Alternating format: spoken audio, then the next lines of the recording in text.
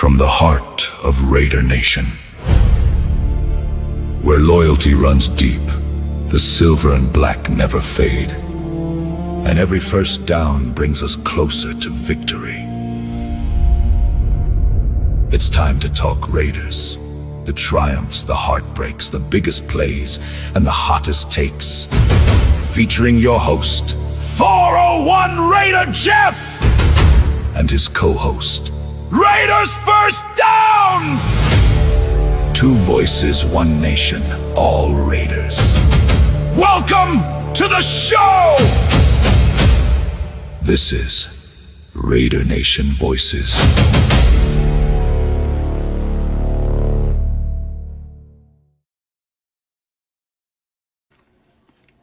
What's up, everybody? Welcome back to Raider Nation Voices with myself, 401 Raider Jeff, and my gentleman next to me, JD, Raiders First Downs. What's going on? Next to you on the screen. Whatever. Next to me. Whatever. Yeah. Hey, in a We're couple 3,000 weeks, miles side apart. by side at some point. Yeah, we're going to take up a booth somewhere. We're going to take up a lot of space in the booth. Yeah. So what's up? How you been this week? Busy. Been Yeah. busy. Yeah. You got some busy couple of weeks coming up yourself, too, right? Yeah. Yeah. Next week shouldn't be too bad. But just trying to get some things done, and I kind of been neglecting, and then start buckling down for the wedding in October. So getting that taken care of. So, but yeah, we chopped down a tree out in front of the house, and now I got this big old mound of sod from the stump grinder that I gotta get rid of that sod. Or the whatchamacallit, the sawdust, not the sod, but the sawdust, to get rid of the sawdust. So. Yeah, so we've got this Saturday tonight, and then Jason and I will be on together again next week. But then we're going to take a little bit of a hiatus. So on the 6th, or the 5th, I think it is. Mm-hmm. Yeah, the 5th, we will not be on. Jason will actually be down in another part of California on that day, so he will not be home. So the 5th, we will not be on. The 12th, we're both going to be in Las Vegas for the Raiders game. It's already that far. It's that close. It's two more Saturdays after this, and it's Vegas time. Man. The 19th, I'll be in L.A. at that point. Jason may actually, or probably more than likely, still do a Saturday night show with the call-ins, because he's got to set up on his end. So he will be back on the 19th, but I will not be back on a normal Saturday night until the 26th. So, but so what did you think of the game Thursday night? What was your initial take?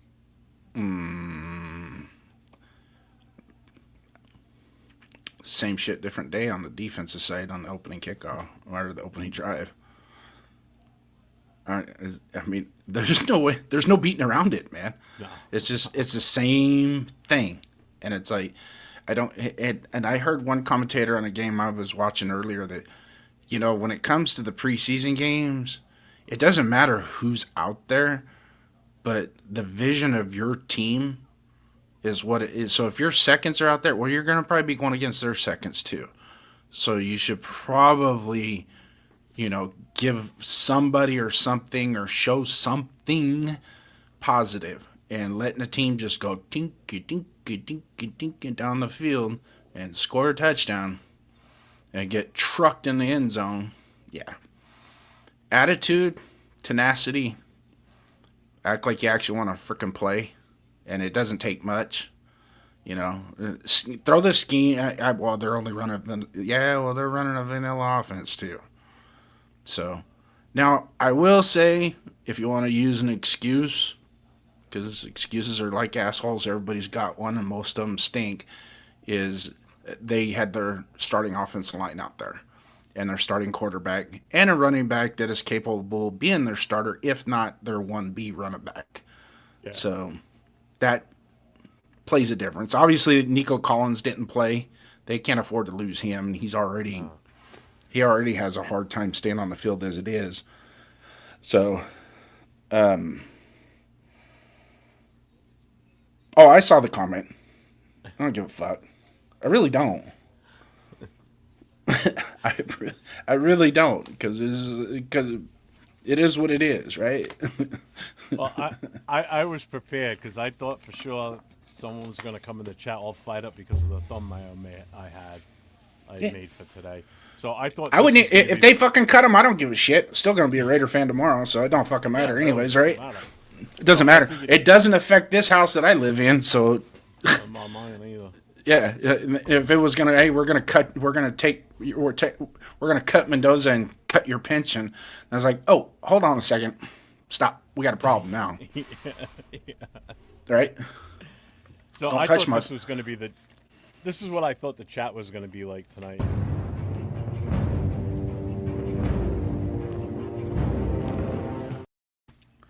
As they were coming for me because they probably know that I'm the one that made the thumbnail.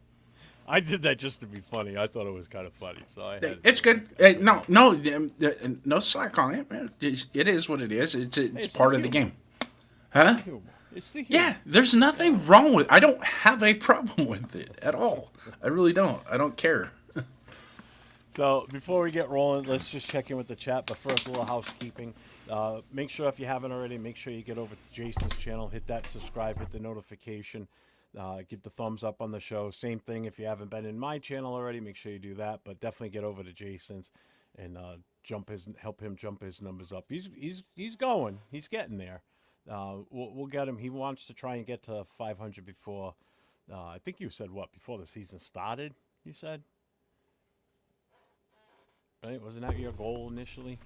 Yeah, if I can do it before Christmas, I might have a nice, happy Christmas present for somebody. Yeah. What are you at right now? I don't know, like 315, 320. I don't know. I really don't. More than that. I don't really pay attention. I just like coming on here and having a good time talking Raider There you football go. with people. So yeah, this ain't gonna pay my bills. I know that. And no, So it doesn't. we're good with it. Oh, ask Leo. I mean, Leo and I, we make millions off of this, as people think. So. Well, just in the last month and a half, it's cost me $3,000 just to do this shit. So Well, you bought a. that's brand why new I like computer. doing No one it. told you It's to do cool. that. What's that? I said that was all on a brand new computer. That's what it cost you. Was that? Oh yeah, and then all the other shit that I bought, software, subscriptions. You know, So let's check join, in. Let's- joining 805's club on his channel. I mean, that membership. Good God. Oh, some of them are so expensive. Oh. Oh man, I can't believe how So- much he charges to be a member of his channel. But you know So what? we got- go ahead. It's prestigious to be in his channel. That's for sure. Hey, I was in the Big Boys channel the other night on the show, so I felt like Oh, yeah. I could really look around the Big Boy room. You know, Yeah. we were in the war room, so it's Yeah. like, oh, this is different. Yeah. So we got Leo in here yelling at us because we're late. We had a little minor technical difficulties. That's why I'm on the headset. Bueno's Turtle here. Beaches. Yep. What's up, Bueno? Gunsmoke's in the house. AJG, Raider Nation for life until the casket drops into the ground. Yep. Yep. Tokyo Raiders here. What's up, my guy? Rorschach. I see Bueno is already in full swing. Oh, I mean his AI fridge. Absolutely. What's up, Linda? How you doing tonight? Raider Paul's in the house. Yep, we gotta give it. Raiders! And as usual, calling you Jelly Roll. There it is. It is what it is. I'm just like Jelly Roll, but I'm competing for him to lose LBs. So I don't know how many LBs that I've lost, but the white jersey back there, it fits. Hey, there you go. Alex is in the house. Lecky's here. 805 with his comment. I love it. Jeez. It ain't even my thumbnail, bro. It's his. He did it. It's fine. It's his.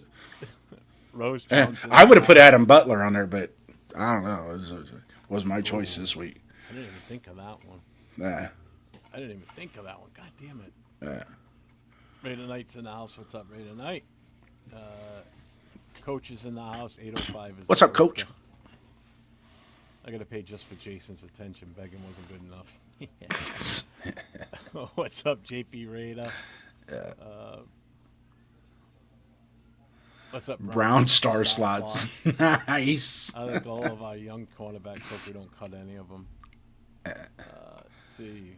Big Hurt's here. What's up, Hurt? What's going on, What's my up? guy? AO's in the house. What's up? What's up? Salute AO. Hey, Alex. Shout out to Alex, man. We got it. Shout out to him. Yeah, I hit him up Dude's already. dude's been he's been lights out until Arnie Garza comes along. Once we get Arnie Garza in here, it's game, set, match. Yep, yep. Let me see. I gotta switch this to this banner. I forgot to switch this over. All right. So, basically, now we had the game Thursday night. So before we get into the whole roster talks, just some names that I thought kind of helped themselves. Maybe they might have been on the bubble before, or maybe they weren't, but their play from the week before might have pushed them that way, but we'll have to wait and see. But I think guys that helped themselves out this week was probably Dylan Lobby. I don't know if you agree or disagree. Well, I already wrote that one down, but since you took Okay. it, I'll let you run with it. Go ahead. And I got Patrick Johnson is another one that kind of, I think, Yeah. helped himself this week again too. Yep. Who did you have? Anybody else? I had one other, but Well, bubble people that are on the bubble that helped themselves. Lobby was the only one that, because I thought he would be on the bubble going into camp, like the big bubble, not just like a little bubble, but a big bubble. But he's done everything and then some to fix it. I mean, I literally, if he gets cut out of this group, I'll be shocked. That will shock me. He has done everything. He's done more this year to deserve to be on the 53 than he ever has since he's been with the Raiders. hang on, I'm just test. I don't know why. Yeah, we this got you. Is this any better? Do you hear me better now? Well, because Silver Smoke said he can hear Jason great, but can barely hear me. Yeah. It's pissing me off. Yeah, but I'm broadcasting on 5 billion gigahertz. Hello. No, that didn't change anything. God damn. Give me a second.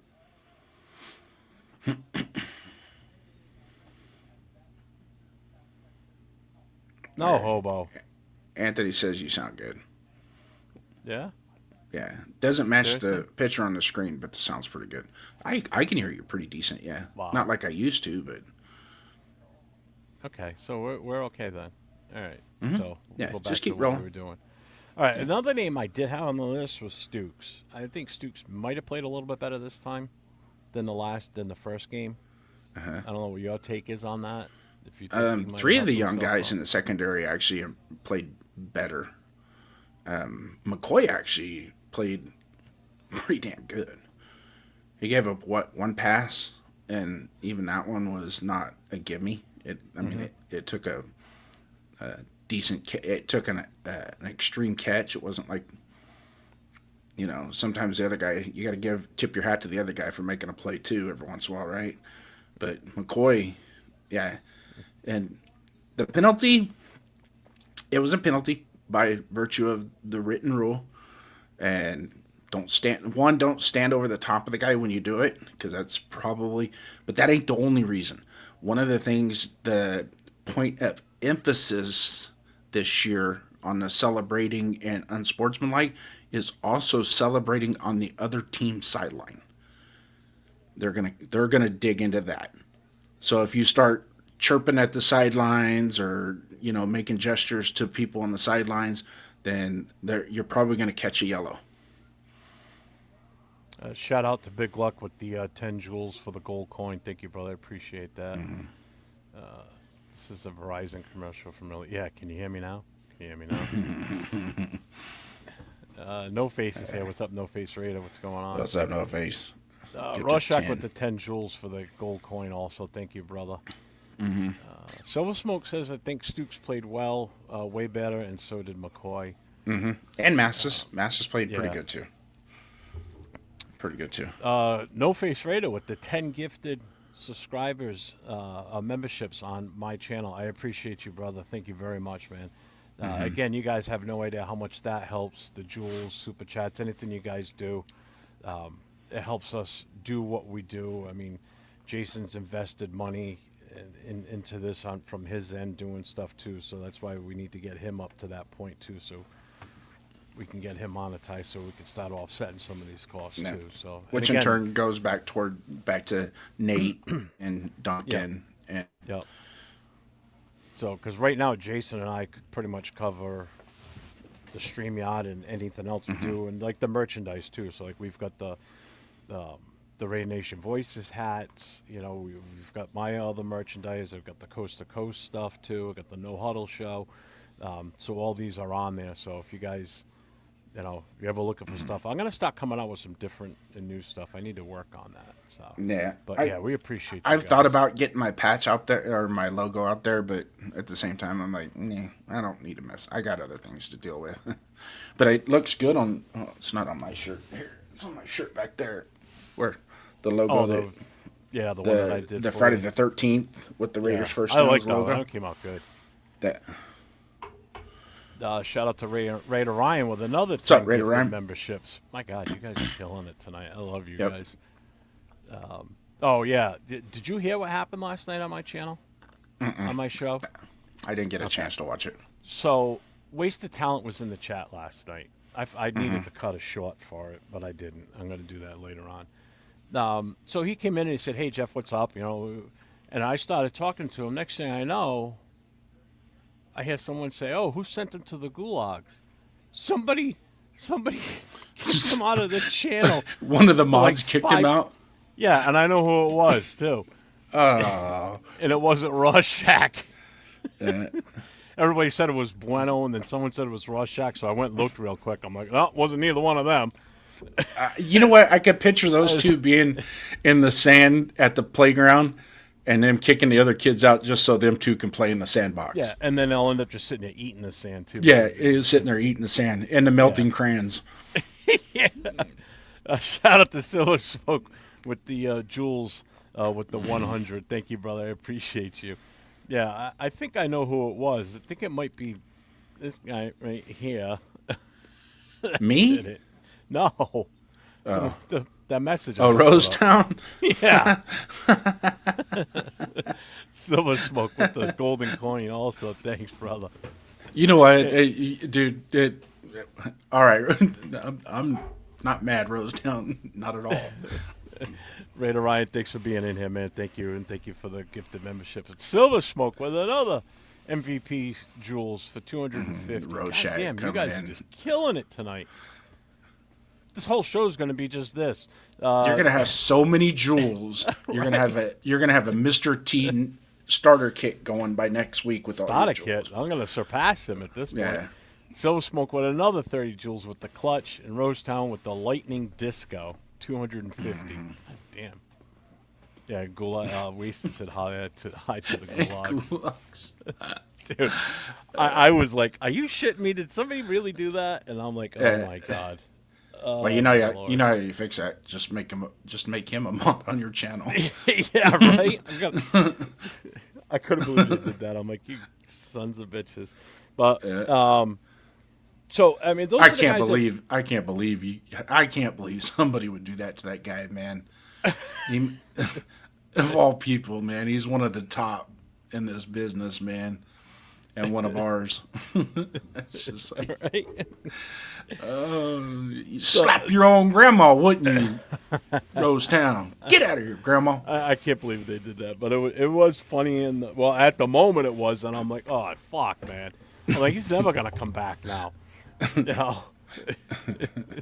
Silver Smoke, with the another high five 100. too. Nice high Damn, five. guys. I appreciate you. And then the other thing now too is now you got guys that probably didn't help themselves very much on Thursday night, and I got a couple. One's a huge one. Okay, so the first one, you tell me if I'm right or wrong on this one. Malik Benson, you think he kind of hurt himself a little bit on that performance For a Thursday roster night? spot? Not for a roster spot, just didn't help his cause though to, move up on the board, I guess you would say. No, well, if see, here's the thing is we went into this game and when we heard, oh, Fernando's starting, and I'm thinking, this is interesting. Is he going to start with the ones? Wait, he didn't start with the ones. So that right there ought to tell you that it's not. They weren't doing that because they want him to be the starter day one. Mm-hmm. They were doing that because they were just going to rest the ones. And as far as Malik Benson, the drops that he had, that's coachable stuff, man. It's just a matter of fine. Every good wide receiver that's ever played in the NFL has probably made a couple mistakes like that in a preseason game. Not a big. I mean, it's not a big deal now, but if it continues, then it becomes a big deal. So at this point, cut it off at the knees and fix it. Yeah. Silver Smoke with the happy poop. Have you had a happy poop lately? I'm not monetized, so I don't get jewels. No, well, that's not what I was meaning, but okay. Rorschach with the $4.99 super chat. Rosetown will live in infamy, but here's to the Dunkin' Donuts iced coffee. Fun, glad it wasn't me. Remember, this guy runs on Dunkin'. So. Yeah. Yeah. But for those of you guys that are in the chat and you don't want to spend your jewels, you can go to my channel because I can't take jewels right now. So, but you can. You go ahead. Good. No, go ahead. Nah, I'm good. Good. You sure? Yep. Positive. Okay. Promise. Silver Smoke said 2 major drops and he had a few missed blocks on run plays. Yeah, his stock probably just dropped a little bit too, I'm sure. Doesn't mean he's not going to make the team. I still think he makes the 53.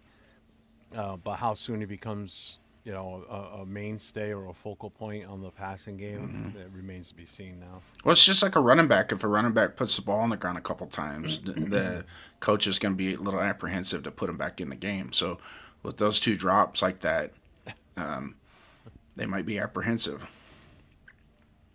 What's up? Put him in the game. I'm just going to say SR. I don't get it. Ezra Viant. Or Ezra Viant. What he's trying to say is he's not a grifter like 805. What the fuck? No. No. What do you think about Caleb Rogers? I don't think he had that great of a game the other night. I thought he would, but I was kind of shocked. No, it wasn't. It wasn't as clean as it should have been, or what I was expecting. And that just comes down to you have the opportunity to take it. It's in your hands. It's in your clutches. Seize the moment. It's like go above and beyond.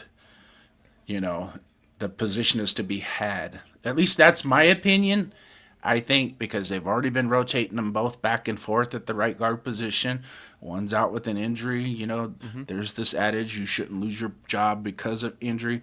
But if they're willing to take your job because of performance and then you add the injury, then you can't blame it on the injury. You got to blame it on the performance. Yeah, I mean, he had a perfect opportunity. He had a really... Exactly. To really step in, and especially because he wasn't going... Houston's number 1 defense was not out there, okay? So he was going against his second and third stringers while he was out there. So this was a chance for him to really show off and say, hey, we really need to consider this guy in the running as, possibly in the mix of the starting 5. And he definitely didn't help himself. Do you have one that you want to throw out there, or? The one that I think that might not, when you go back and watch it, the Mafi is... everything that he did good in the 2 or 3 really good plays that he had in Arizona, throw that shit away because what he did the other night was bad. I mean, that was textbook lookout block. Textbook. In fact, I'm sure he even yelled it twice. He had so much time to yell it twice. Yeah, Silver Smoke. Well, everything that we're streaming to will feed into the chat that we're looking at, so we can see no matter what platform or whose channel they're in, it all comes into our feed. So yep. If you're on Facebook, TikTok, whichever one we're streaming to, Twitch. Not TikTok. TikTok won't work. Instagram. Well, if you were, I just do for my channel is just X or Twitter, whichever one you want to call it, and YouTube. That's it. Daniel Barry's in the house. What's up, Daniel Barry? I think we got a cool Kev sighting too. You know what? I'll let you take care of the chat then. I'll let you put stuff up. Oh, now I got to Easier put that my way. hand on the damn mouse on the keyboard Yep. over here, huh? Yep. Thanks. I thought I was going to have a hands-free night, but nope. The boss comes in and frickin' changes everything. You do this, you do that. I bet So- you did that on the fire truck too, huh? You did this, Oh you yeah, did when that. I was the officer in charge, hell yeah. Yeah. Well. That's what it's all HDIC, about. baby. You were the HDIC. Yep, head dick in charge. Well, you would have been too if you were a detective. Head dick in Who, charge. me? Yeah. No. Believe it or not, our detectives did a lot of work. Yeah, but We if you did. were a detective and you were, say, the sergeant, you would be the head dick in charge, right? Yeah. No. So I honestly think there's one blaring loser out of Thursday night that I think needs to be pretty much cut almost immediately. Like, they probably shouldn't have got on the plane back to Las Vegas. Yeah. Yeah. And his name is- maybe his visa revoked. You're getting there. You're getting close. Yeah. Am I close? Yeah. Am I close? His first name and his nickname is Tokyo. Ho jam. Yeah. There you Oh, go. jam. Tokyo. Ho jam. Nah. Yeah. He needs to go. I do have to He give him really credit. does. All of his misses have been in the same distance past the right upright. They've all been at least 3 feet to the right of the right upright. So he's consistent. Gotta He's give him that. consistently bad. He's accurate. He's very accurate. It's just I don't know. I don't know if they told him that in the NFL you score the points between the goalpost or outside the goalpost. Yeah. So Yeah. there's No, little it's nuances not to the like game Mendoza. that we. He says I was worried you were going to say Mendoza. No, I mean it's preseason. The kid's still learning the system and everything. He's going to get used to it. I don't. Yeah, he had some bad mistakes. I mean, obviously a pick six for 80 yards in the other direction, but shit like that happens. Oh, I bet you were That's- jumping up and down. Yeah, I told No, you. not really. I not really. I was in awe that it happened, but then when you started watching it again, it's like, okay. I can In all kinda see- fairness, I saw about 3 or 4 pick sixes this weekend in games. It just happens. Yeah, there was one in. Oh shit! What game was that? I just saw it too. Was it the Patriots game? Yeah. Right? think Was that that the one was. that just had one recently? See, I don't watched remember part of the that. Buffalo Cleveland game. I watched part of the Rams Saints game. Yeah. Maybe it was The only game yeah, I it was saw the Saints. tonight It was the the last, Saints like, game. 10 minutes of the Patriots game. Yeah, Rattler threw a pick six. I think everybody on the Rams team scored in that game. It was like 34-0. Jesus. But I think there was one surprising, and granted, he was going against second, third guys, maybe more third guys. I think there was one guy on the line that I think had some good reps out there on the field Thursday night, and he's been with us for a few years, and he's a big son of a bitch too. I think it's Dalton Wagner. I think Dalton Wagner had some really good blocks. He had some great heads-up style plays. I thought he kind of throws himself into the mix a little bit as far as staying on the 53 or maybe even the practice squad. Whereas earlier I was like, he's probably not going to make the roster this year. He might still be there. If he can get his feet moving faster, that's my biggest problem with him. He's so damn Just get big, him but he moving. he moves like Frankenstein, you know? So that's my problem with him is his feet. What's up, Ray, tonight? Do you guys think Kubiak is better play caller than Gruden? Yep. I think yeah, probably. Yep. I thought he was going to say head coach. I didn't read it all the way through. Yep. At this moment, right now, he is. At this. Oh, moment no right face. You won't be able to do it on Jason's channel. He's not monetized yet. That's why we're trying to get him up to that point. now. Yeah. The only only thing you ones can that are send is monetized. a kick to the family jewels on my channel. That's all you can do. What's up, not a bot? What's going on, man? Not a bot. I think I saw Tanner Jack in here too. What's up, Tanner? Yeah, so Tokyo Toe needs to go, man. and I keep saying this, we're not in a position team-wise to where we can work with a project. We're not consistently winning where we can, like, yeah, we got time to work with this kid to maybe turn him into something. No. We can't have coaches wasting our time. We're not even crazy about our own kicker that's going to end up winning the job, and that's Gay. Everybody's already screaming for us to bring in another kicker. And then we're going to work with a project. I'm good. I'm totally good with that. Which is, I think, going into camp, that was kind of they were going to go with Gay and just nurture the Tokyo Toe as an IPP type guy. Yeah. But in all fairness, and a certain person brought this up, is if for some reason we let Laki Tassi go to keep Tokyo Toe as the IPP and Tassi goes somewhere else and plays and actually contributes to the team. Doesn't have to be significant, just enough to contribute, make a few plays here and there, and be relevant. Mm-hmm. Yeah, this whole moving on from one to get another was probably a stupid idea.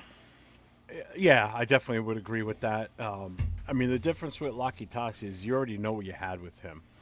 Mm-hmm. You know, he could go out there and at least contribute to the team in a positive way. You know, Tokyo Toe's not, Matsuzawa's not producing in a positive way at all. No. I mean, he can't even kick a PAT. You know, the only hope of him probably getting a PAT is if we get some sort of penalty against the defense and the ball moves up a few more yards, maybe he might make it. But every kick goes wide right. I just don't get it. And it's just, like I said earlier, if you look at all the misses that he had, they're in the exact same spot. They literally hit in the exact same spot, all three of them. And I did look to see, we do not have any other players on the team right now that qualify into the IPP. No. Like some people would say, well, could he pay? No, because he was drafted. He was drafted, but he went to high school in Rhode Island, here in the United States. You know, so he automatically, by going to high school here, you automatically. Yeah. Which brings me to this point. So Matsuzawa played at Hawaii, right? Mm-hmm. Where did Laki Tassi play college at? I don't know if he did or not. You'd have to look it up. See, I thought the IPP was specific to you go out, you get somebody from an international port, bring them in to teach them the game of American football. Do you see what I'm saying? You see the point that I'm trying to get, how they use that? Because I was under the impression that the IPP was specific for just an international player, not we can sign a UDFA from this college here, but since he's not a natural citizen, we'll make him an IPP, you know? That kind of defeats the purpose of why you do that. You know what I mean? All right. So, he was born in Samoa. They moved to Australia. At age of 12, he started playing rugby. So, he grew up in Brisbane. Then in 2022, a family friend, he said he should try playing American football. Okay, so he entered the NFL Academy in Gold Coast, Queensland in December of 2024. Yeah. And in December, he was chosen for the IPP. Yeah. So he never did anything in the United States until we brought him in. And from that academy, yeah. So that's the question I have, because I'm not real familiar with the dynamics of that IPP stuff that they do. But it's like that's what I thought it was for, you know, because I know they have football camps, clinics, whatever you got in different countries, you know, to try and get it's like an outreach setup that they got going on, that allows the team to do that. But to like sign a UDFA that played college football in the United States to the IPP, I don't. Now, see, he's not an IPP player yet, but I think he's eligible to be designated that, correct? Who? Tokyo Toe. Because I think we're at are we at 91 or are we at 90? That will answer my question. Because if we have 91 on the roster, then yeah, he's already designated IPP, or somebody is. you know. Let's see. Let me look up his past history. All right. So.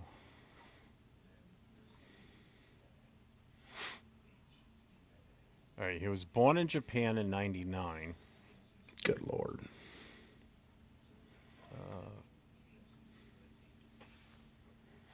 We're getting old, Joe.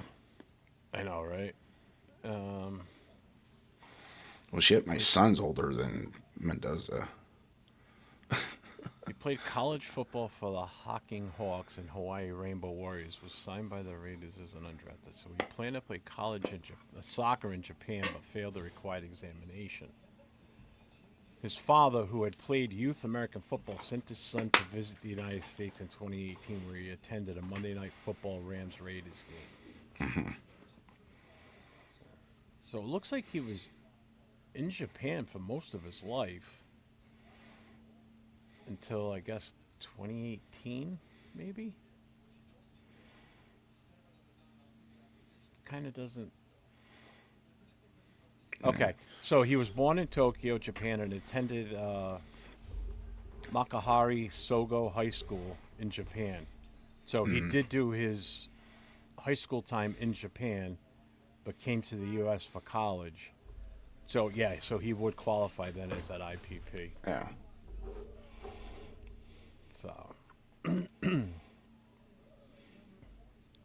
No, I know he was. He was really he was rooting for the kid, but I think he's done being happy for him at this point. It's like, yeah, this kid ain't gonna make it. So Rosetown. so what we're gonna do is, and I want you, I need you guys to really chime in on all this. Okay, so we're gonna go by position. So remember, the roster cuts come up within a little over a week from now.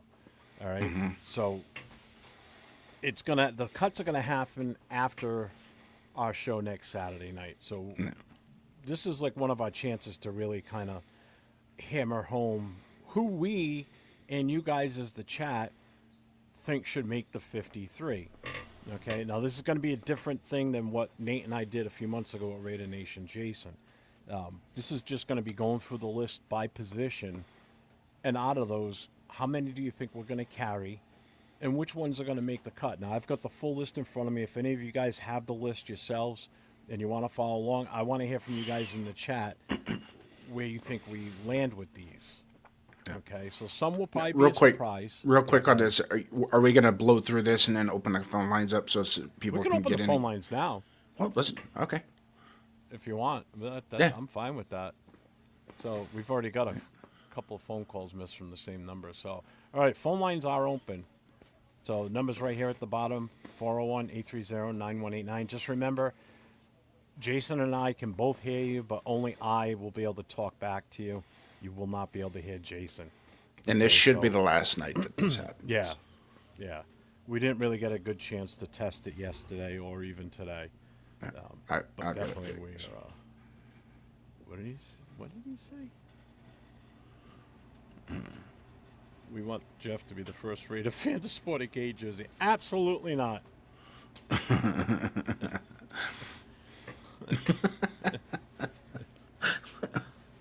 Oh my God.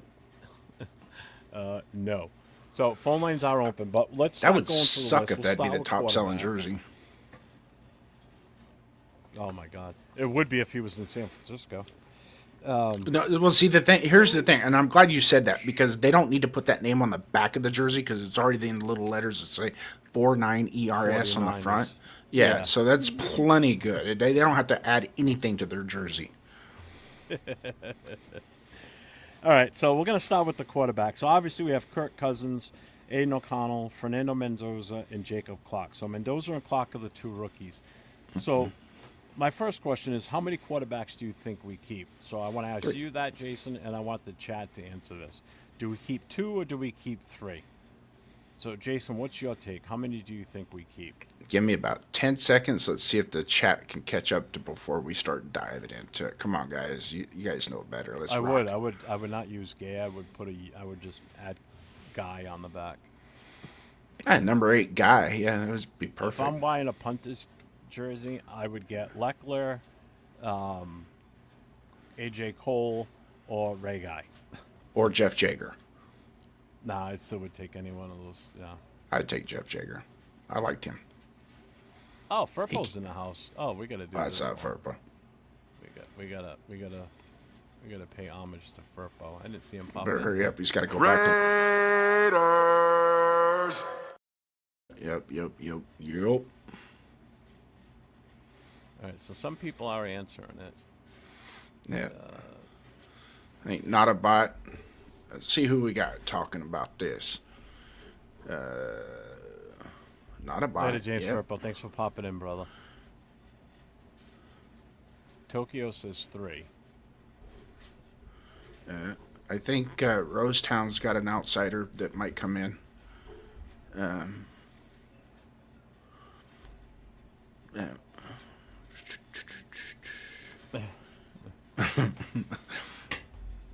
I knew what he was saying. I wanted to let everybody else read it before I commented. Okay, you ready? Yeah. So, I think, and this is my opinion, is they were already set on 3 quarterbacks going into training camp. And if you look at how the entire Kirk Cousins deal, contract, all that good stuff is put in place, it just smells that they're going to keep 3 quarterbacks this year. And in hope that AOC can fulfill that position of backup quarterback. Because, and if Joe from Florida is listening, is if he proves under the Kubiak regime that he's worthy, I wouldn't doubt or I wouldn't be mad if they tried to make him the highest paid backup quarterback, which isn't a whole lot of money, right? But it guarantees you that backup quarterback. Now he's probably got people in his ear telling him, you know, that he could be a starting quarterback in this league. And I saw some of our own Raider Nation people. It's like, really? You think you really think he's the best quarterback we've got in our room, in the building? I mean, okay, that's your opinion, but so, I mean. So Tokyo says 3. We don't need to get rid of AOC when Kirk will be gone. And that's my feeling, too. I say 3 myself, so you're saying 3. Not a bot says 3. Yep. What's up, Axe? Called Coach Janikowski to fix our kickers, right? Let's see. Bill, what's up, Bill M? Welcome in, man. 3 QBs. What's up, for Bill? Sure. Rorschach says, so the majority is saying 3. I haven't seen anybody say anything different, to be honest with you. No, kind of in that same ballpark. I mean, it's the Rams are going to keep 3. There's a lot of teams that keep 3. It's just all how, which position you're willing to sacrifice to have that third quarterback. I think in our case it makes sense to keep 3 only because Mendoza's a rookie. You don't. You still don't know how he's going to be. But if Kirk goes down, are you going to automatically trust Mendoza to go out there, or are you going to give AOC a chance, the reins for a little bit until you're really more comfortable with Mendoza coming in and taking over completely? If the coaches, that's up to the coaches to decide at that point. It really doesn't, if they decide that I can tell you this. If, let's say, Cousins goes down with an injury, and it's a 1 or 2 game injury, I would be more inclined to play AOC those 1 or 2 games than Mendoza. Okay? Because Kirk is going to come back, right? Let's say it's a moderate sprained ankle, one that, 10 to 12 days he could be healed up and be capable of playing on it, right? Just a moderate one, not a severe or high ankle sprain. Just a moderate, but it's just enough because at his age, and I know when you're 38 years old, that shit doesn't heal as fast as you did when you were 19. So I can see, I think keeping the 3 quarterbacks, if that was to be the case, I would elevate AOC to the number 1 spot to play those 2 games. And the only reason why I say that is because once you turn around and hand Fernando the ball to go in, that's it. We're not looking back. You can't. Because you're not going to do that kid any good to put him in for 1 or 2 games and then pull him back out. You're going to yo-yo on a young guy like that. Either if you're going to sit him to learn, sit him to learn. If you're going to throw him in the fire, throw him in the fire. But just stand pat. Don't do both. Because in all essence, when we talk about this, well, we're going to waste a year of development with him and da-da-da. Bryce Young wasted a whole freaking year of development because they did that. They yo-yoed him. They put him in, they took him out. They put him in, they took him out. And it really, in all honesty, that it cost him a year. It wasn't until last year that, his 3rd year, that it was like, okay, now you can see this kid's actually a pretty legit quarterback. Yeah. And he played very well last year for Carolina. So that you can't yo-yo a young quarterback like that, unless for some reason you hand him the ball and then all of a sudden he's struggling and you think, okay, what he's struggling with, maybe we could take a step back with him and just refine that a little bit to get him over the hump. But until then, either A, he starts week 1 and you just roll with the punches of who he is, or you do what you said you were going to do. You're going to develop him step by step by step. Stop jumping ahead, Rosetown. Johnny, jump ahead.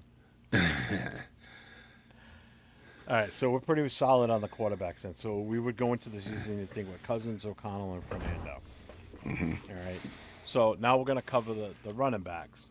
So we have Ashton Genty, Mike Washington Jr., Dylan Larbe, Dare Ogobowale, Roman Hemby, and Connor Haywood. Connor Haywood automatically makes it because he's the fullback, so he's in.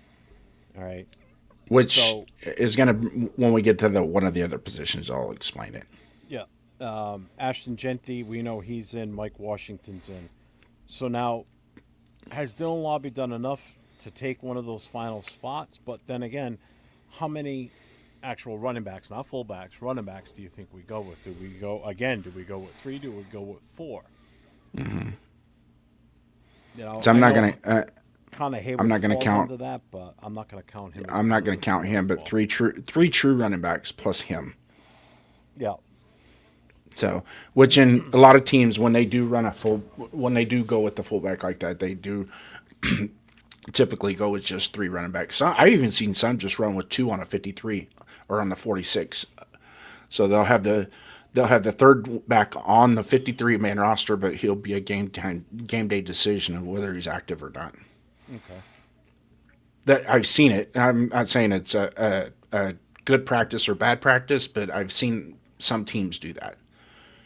Well, so I guess the question then is, so Genty and Washington automatically they're in. Washington's done way more than needs to be proven. He's 1B. Yeah, exactly. He's one, and we talked about this after the draft, and it pissed off him. Yeah, and it pissed a lot of people off. They're like, "What are you talking about? You don't know what you're talking." Well, you've seen it, okay? Yeah, exactly. now we ain't going back. You've seen it. You saw what we were trying to tell you, that there is am I saying he's a starter? No, that's not what I'm saying. But being the 1B running back, and it happened. If you go back to the Darren McFadden, Michael Bush scenario, there was times Michael Bush was the hot hand, and Darren McFadden stayed on the sideline because Michael Bush was clicking off yards. That does happen. And Kubiak's one of those guys. He just did it with the 2 running backs that he had. Whoever was clicking off the big yards, they're staying in until further notice. Mm-hmm. So that's just the way it's going to be, guys. It's like, how can you get mad about a guy ripping off a 33-yard run and 3 plays later scream at the TV saying, "Put Genty in, put Genty in"? Yeah, exactly. The grass ain't even calmed down yet. The grass is still burning from when he ran up the sideline for 30 yards. Let him keep cooking, until he gets stuffed a few times or makes a couple mistakes or puts the ball on the ground. Until further notice, he's in. All right. So like I said, Genty and Washington are in. So now, who out of the remaining three? That's Lobby, Ogabawale, and Hemby. Out of those three, who's the third guy, and is there a fourth one? What's up, Pigs? I see you, brother. Welcome in. Welcome in. Well, I see Roman Hemby. He's a UDFA. I see him. He's probably going to get cut and then brought back practice squad once he clears. That just depends. Pretty good last night. Everybody looked good in that game. Everybody. I mean, Still, I'll be quite honest with you. I haven't looked at the stats, but I could tell you everybody probably was right at that 4-yard range. If you add everybody up, I'm just saying that it just seemed like last night or Thursday night was indicative of what our run game is supposed to be like going into the season. It's, one cut downhill, get yards, make a profit, keep making a profit, even if it's $5-10 at a time. Just keep making a profit, and then boom. Well, I'll hit you with the stats right now. I'm looking right at them. So Mike Washington was 9 carries, 56 yards with a 6.2 average carry. Mm-hmm. Lobby was 6 for 37 with a 6.2 average. Mm-hmm. Ogabawale was a 4 carries, 35 yards, and an 8.8 average. Mm-hmm. Okay. Hemby was 6 for 27 with a 4.5. Right? There you go. So, and let's look at the long runs on this. So, out of those 56 yards for Mike Washington, 33 came on one run, and he had 9 carries. Lobby had 37 yards. His longest was 13, and he had 6 carries. Ogabawale had 4 carries, 35 yards, and his longest run was 19. So he stayed, other than the 19, he stayed at a high average on those other 3 carries. Exactly, and that's what I mean. So that's why I say I think he had a little, and he had a touchdown too. Him and Lobby had the 2 touchdowns along with O'Connell. Yep. That's why I said I think he showed that he's got something. He finished above Hemby. Hemby had his longest run was 9 yards. He had a 4.5 average, 6 carries, 27 yards. So I just don't know. So do we say Lobby is the third guy, and then who do we think about as possibly the fourth? I think Hemby might be odd man out here. Yeah, Hemby and Ogabawale. Here's a good thing about Ogabawale. I hope I'm pronouncing his name right. Please bear with me. Is he can also kick field goals. Ogunbowale. Ogunbowale. Yeah, he can kick field goals. He can kick field goals. So that's a plus right there. Right? Yeah. So that's a special teams plus right there. So we already know he can kick field goals. So, I'll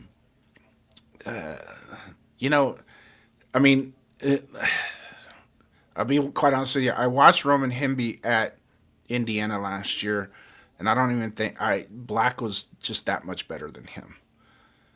There, he wasn't a slouch at Indiana by all means, but with us so far, what I've seen is a guy he's still got a lot of upside to him, but I wouldn't be surprised if he doesn't make the original 53, and then gets brought back on the practice squad. Who? Hemby. Okay, so all right, I'm going to put an X next to him. So we're saying Lobby and Ogabawale both make it, you think? Nah, and I'm going to tip my cap to Ogabawale because he's already got known carries in the NFL. He was an RB3 in Houston, so he's already got known carries. He's been on the team for a few years, too, so... Yeah, I think Lobby makes the 53, period, the end. No ifs, ands, or buts about it. He is RB 2.8. I see you, Arnie. What's up, my guy? Yeah, and I agree with not about it. Lobby's What's up, Artie? Pretty much going to be a lock because of special team play. I will say, Lobby's look good in the 2 games. He has. He has. He Hopefully, looks quick. I will say that he's a quick little son of a bitch. Yeah. They give him 3 or 4 carries in a regular season game, and he does something with it. It's just like, okay, that's what we've been waiting for. That's what we've been waiting for. And it all goes back to, God, I texted you about this last night about a certain, it just befuddled me when I heard this. Is Who's Rick Dennison? I never heard of him before, and I don't think he's that good an offensive line coach. I heard that, and I go, where you been? Check your prescriptions and quit smoking dope. That was my answer. And then my follow-up was, maybe you should do your research, and when you start talking about the all-time greatest offensive line coaches in the history of the NFL, he's probably going to be in the top 10. And proof is in the pudding. Proof is in the pudding with him. Yep. And Tanner Jack's right, as long as he doesn't fumble. Yeah. Yeah, so that's exactly what I have written down too, not about. Those are the ones Hemby gets cut, I think. Not even like on the practice squad. I think he's just going outright. I don't think he's done enough. I haven't seen enough of him. Well, not that I haven't seen enough of him. I just haven't seen him do enough, I should say, with the chances he's gotten. Hemby? You know? Yeah. Yeah. He got more run in this game than he did the previous game. And it was good, but everybody was doing good. Our run block was head and shoulders better than what I thought it was going to be of everything that was coming out of camp or out of that practice. Mm-hmm. The joint practice with Houston. It was a lot better, and then on the flip side, minus that first drive, they locked it down. They actually did very, very well the rest of the game. Let's face it, we gave them 14 points in the first 10, 12 minutes of the game, right? That's usually a recipe for disaster for a game. But true to fold, they stayed with it and proceeded to do what they needed to do. Yeah, it was 20-3 at halftime, but they had 20 points at halftime. How many points did they have to end the game? You know, and so, yeah, 2s, 3s, we do all this, 2, 3s, and yeah, pretty much most of the guys in the third and fourth quarter aren't going to be on the team. I get it, but that goes to show you because they're being coached by the same guys. So it wasn't like anything extraordinary, except for the second coming of Joe Montana leading the team 97 yards in 90 seconds for a touchdown, and then dove in for the touchdown. Did you hear what I said? Yeah, no, I was listening. I just had to shut the fan on. It was a little too chilly in here now. See how that? I'll turn my heater on. Arnie has a question. What would you do to repair our rush defense? Nah. Bring in new guys? Should have traded Vavita Vea. Should have drafted McDonald from Texas Tech when we had the chance instead of trading a pick to fucking Houston. Pricks. Nah. What's up, GC to Raider? He says if he was good, they wouldn't have brought in Ogunbowale. He's not wrong there either, to be honest. That's a good point right there. G City is they not only did they bring him in, but they were trying out other running backs as well, and that's the smoke signal that you're looking for. Is there's you know what I mean? Mm-hmm. So because there's that running back room needs depth, and I know they brought that Brown kid in for the wide receiver, but it's our first level wide receivers. It's not our second level wide receivers. It's our first level wide receivers that's going to be of concern, not our second level. All right, so let's move on to wide receivers now then. Mm-hmm. So now here's where this gets tough because there's a lot. So wide receivers, we got Trey Tucker, Shedrick Jackson, Jalen Naylor, Dante Thornton, Philip Dorsett II, Jack Betch, Malik Benson, Noah Brown, Brandon Johnson, Devin Tompkins, Chase Roberts, E.J. Williams, and Derek Young. So my question is, how many receivers do you think we're keeping? And who's your last wide receiver in and your first out? Well, Like, who do you I'm think's looking at the first depth one chart to go? first off. The preliminary depth chart that came out, a week and a half ago, 2 weeks ago, that everybody had nice, long discussions with.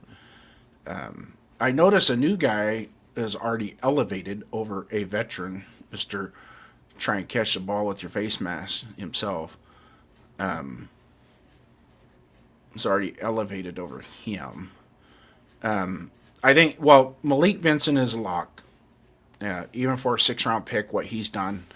I'm not going to take the 2 drops in a preseason game being an issue because the types of drops that he had were just little slights that caused that. This is like just turned up field just a little too soon, got a little too anxious, and that's coach. You can coach that out of him. You can rep and coach that out of him. You know what I mean? So I'm not even gonna. Everything else that you've seen about Malik Benson, he's elevated himself, and he's put him in the conversation with the first 3. And the first 3 that I'm looking at as our tier 1 are Tucker, Naylor, and Betch as our tier 1. Well, the question is, who's your first wide receiver to make the 53? Like, who are you picking as the number 1, like our leading receiver, not necessarily the number 1 guy out there, but Okay. So who's your first guy you're saying he's we're not cutting him?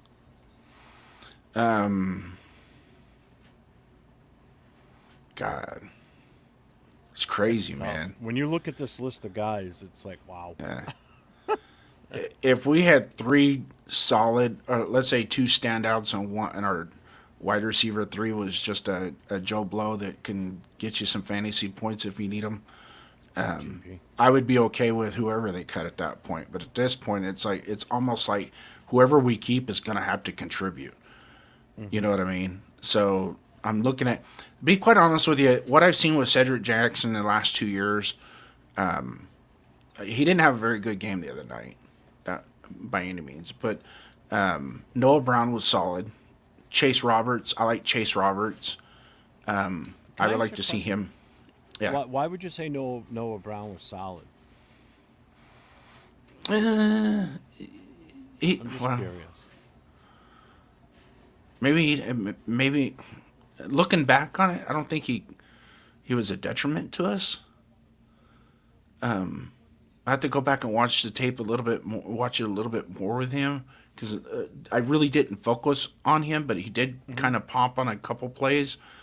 I know some people were like, "Hey, who's that number 33 running back?" Well, he just got stuck with number 33 as a wide receiver when he came in. So, there's a reason I'm asking. That's why I'm curious. There wasn't nothing extraordinary about his play, but it was solid. Philip Dorsett, to me, just seemed like a liability out there. He really did. And he's a veteran, you know. Okay. Yeah. But most of what we did in the second half was a lot of running backs, thrown to the running backs. And I believe he caught a couple passes, if I'm not mistaken. Who, Noah? Noah Brown, yeah. He caught one. On one, he only was targeted once. Yeah. So Noah Brown was 1 for 11 and 1 target. Nah.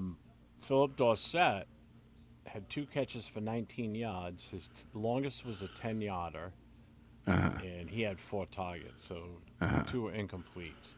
And this is Benson had 5 targets, but only 1 catch for 18 yards. Yes, it was an 18-yard first down catch, but again, he had 4 drops or 4 missed passes. Mostly He had 2 drops. Yeah. He had 2 drops. But the thing with Malik though is he's had, of all his bad days, that was the worst time to have his bad day when the lights are on ESPN. Exactly. You know what I mean? So you got to take it with a grain of salt. 6th-round rookie, a lot of promise, and be quite honest with you, what he's done so far, I think he's solidified himself to be on the 53-man roster. Unless for some reason in the next week and a half he just goes, I don't see him getting cut. I think I see him being the 4th or 5th wide receiver on the roster. Okay. But there is one guy on that we haven't talked about. Go for it. Do you want to go? You know where I'm going with this. That's on the roster. That I think is going to get cut. Guy. As a wide receiver? Mm-hmm. We talked about it even during OTAs. We're talking Thornton, right? Yep. Yeah, I think so too. I Someone think already he's said in getting the cut. chat first out was him, and I think so Yeah. too. Yeah. Let's see. No, Brown has an alright NFL resume. I see Trey as wide receiver 1, but Naylor could be that guy. We shall see. So who's your first in then? You're going with the first guy that makes the wide receiver room is. You know, the designees, and you want to designate them from top to bottom. Yeah, just start with like who would be the first receiver you would say, okay, you're in on the wide receiver. You're our guy right now. So you're the first guy that's making the cut out of the 53. So who's the The first? first wide guy receiver making the cut. Yep. That might happen too, Pigs. To be honest with you, 2 previous draft picks. throw him in the IR. Well, I don't think Jack Best is going to get cut. No. I don't think he's going to get cut. I think he does. To be honest with you, I think Thornton's gone. I think so. I think it's. I think I don't. You know, and So, like, some of Trey these Tucker cuts. does- Go ahead. I think Trey Tucker is going to be. It's going to be Naylor, Tucker, and Betch are going to be our starting 3. And that's kind of what I thought too. Yeah, But like, they're going to if be we're our looking starting at 3. if you're sitting all the guys, all the wide receivers are in front of you, and the first guy you're picking your wide receiver room, first guy you're picking. If it's me, I'm Tucker. You're in. You're on. You made the 53. Get over here. You know. And then I got to make a second one. Naylor, you're in. So we're going Tucker. We're going Naylor. Betch, you've done enough so far, I think. Although you were kind of. Did he even play Thursday night? He did. He did. He played. He got some. He didn't get any targets, but he played. I just think granted, I know it was one preseason game, but we saw him with what he could do last year, I thought, for the limited time he got out there on a real bad team. So I would give Betch the benefit of the doubt. He makes this. So there's 3 right there. So now who's the next guy? You know, again, we got Shedrick Jackson. Brandon Johnson had a decent game Thursday night. Thornton, I think we all pretty much, chat included, agrees that Thornton's getting cut, or like Pig said, maybe on the IR. I got him as the first out. I got him as one of the first ones not making the solid 53 wide receiver room. Nah. So again, the guys that are left are, first of all, how many are we going to keep? What's the standard? 6, 5? 5 or 6, maybe? Yeah. And we got 1, 2, 3, 4, 5, 6, 7, 8, 9, 10, 11, 12. We got 13 on here right now. Which, if you want, let's kind of morph this into the tight end room a little bit. Do we have to? Well, Why would you I do mentioned that? this last year, is sometimes you can set your wide receiver roster up based on the fact that Brock Bowers can split out in certain packages and still have Michael Mayer and Ian Thomas on the field. You know, you see what I'm saying? Yeah. Does that make sense? So you kind of, in a roundabout way, you don't have to be locked in on a. I mean, I would still keep 5 wide receivers on the, but in certain games and certain situations, you know, you suit 4 wide receivers because we're going to utilize Brock Bowers more of in the spread formation and use Michael and Ian Thomas as the inline tight ends. Which also takes us to the fullback of Connor Hayward, who could also play tight end. So there's a lot of Swiss Army knifing going on. Excuse me, with this scenario. Yeah. But if we're looking strictly at wide receivers, who else are we keeping other than those 4? Benson, Betch, Naylor, and Tucker. We got to keep at least a couple more. I mean, I'm in the feeling of the 5 to 6 range. You know what I'm feeling? And that's mainly because of the other tight ends, like you just said, and Connor Hayward there, too. I think we keep Noah Brown with Benson and the other 3. Okay. And then we So hit the Noah waiver Brown. wire hard. All right, so we're cutting Shedrick Jackson. He's gone. Philip Dorsett's gone. Brandon Johnson's gone. Tompkins is gone. Roberts is gone. E.J. Williams and Derek Young.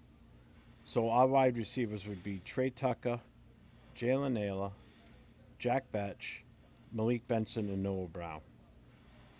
And on cut day, I think that's where I'm kind of leaning that way. And then thinking that maybe, just maybe, they're doing it with the perspective of, we're going to go out and hit the waiver wire real hard. Yeah. And get a couple wide receivers to come in off the waiver wire.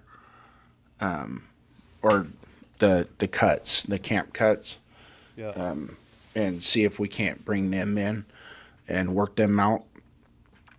So this is where, what's his name? Our pro player personal guy. This is where he's got to earn his money right here, right now.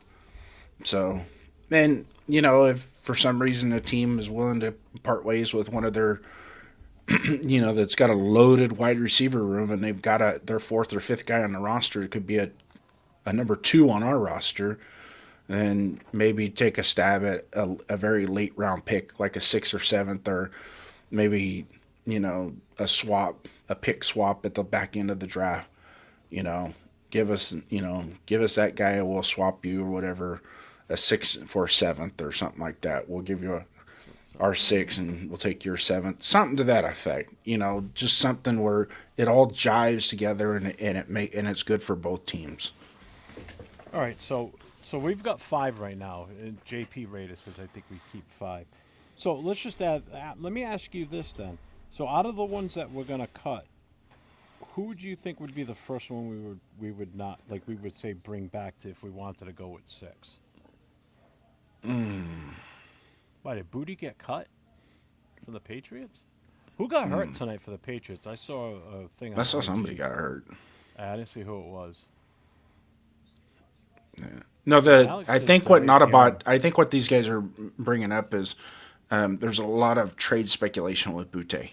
There's always trade speculation with us and wide receivers out there because not so much. There's other teams. There's other teams that are interested as well. Yeah, I know that, but our team name is always thrown in there because of obviously the situation we're in. But it seems like every time a player becomes possibly available for a trade, it's like, you could be a perfect fit for the Raiders. Yeah, well, we're notorious for going out and doing stupid shit. So like would that. you That's agree why. with Alec? If we were to bring one of these guys back that we cut to bring it to 6, do you think it would be Derek Young?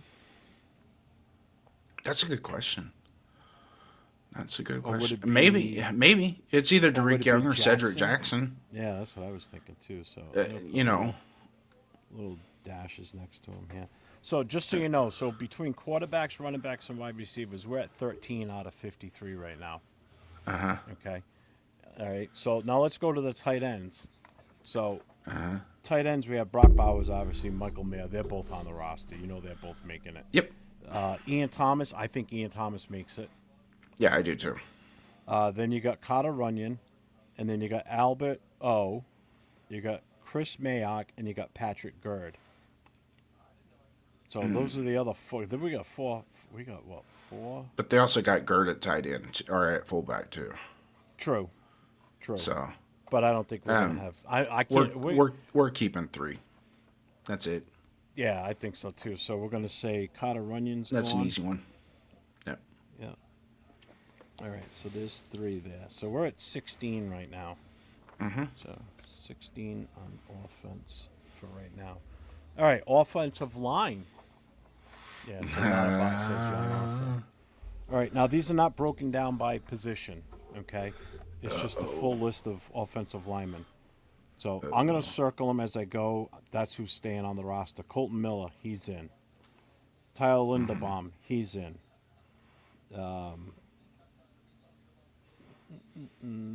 JPJ, as of right now, he's in. DJ Glaze, he's in.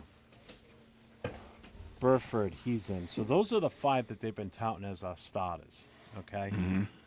So I did just pencil in JPJ for now. We will talk about that. So Charles Grant, he stays? Charles Grant stays. Caleb Rogers stays. Trazen stays. Okay. So Jordan Meredith, are we cutting him? I'm not saying it. I plead the fifth. I'm pulling a Fauci. I'm pleading the What's the fifth. chat think? Jordan Meredith. And what does the chat think minus 805?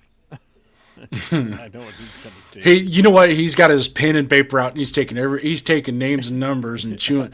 He's gonna chew gum and kick gas, and he's starting to run out of bubble gum. So you guys better make it right. So what do you guys think? Cut? All right. Alex says cut him. Not a bot. Said, Dang. Zune is a lock. Is on. 805. See, I told you. 805 when I don't even see that. Meredith, backup god. All right, so let's skip Meredith for now. Antonio Maffi. After what I saw Thursday night, yeah, he gone. He's gone. All right, so we're going to cut him. Although he did really good in the blocking and run blocking. I won't say real good, but he was solid in the run block. But that the lookout block in and of itself was just like, oh crap, we cannot have that shit at all. Whether preseason, regular season, or even if the guys are playing Madden on a game console, you can't have that shit No. at all. Braden Daniels. Braden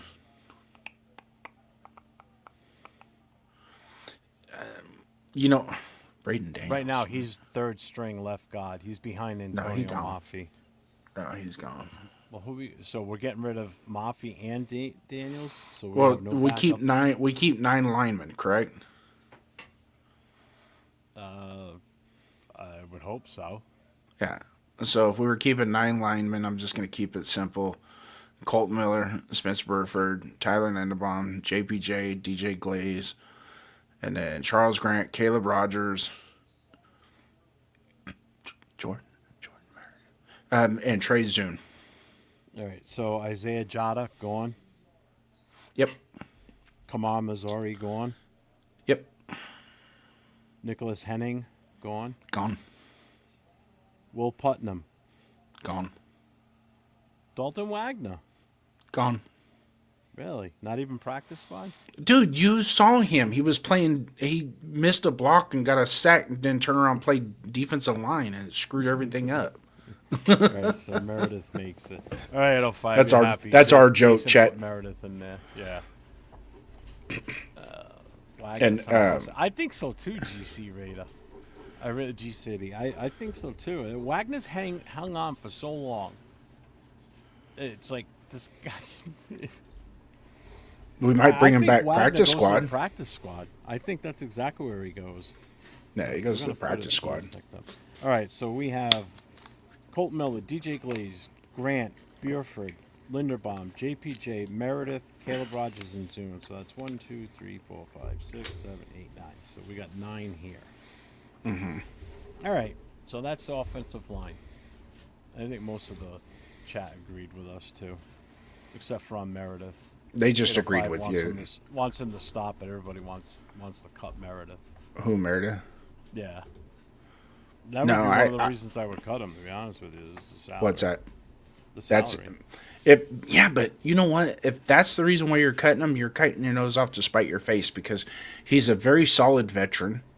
Okay, I still think the center position is not his position.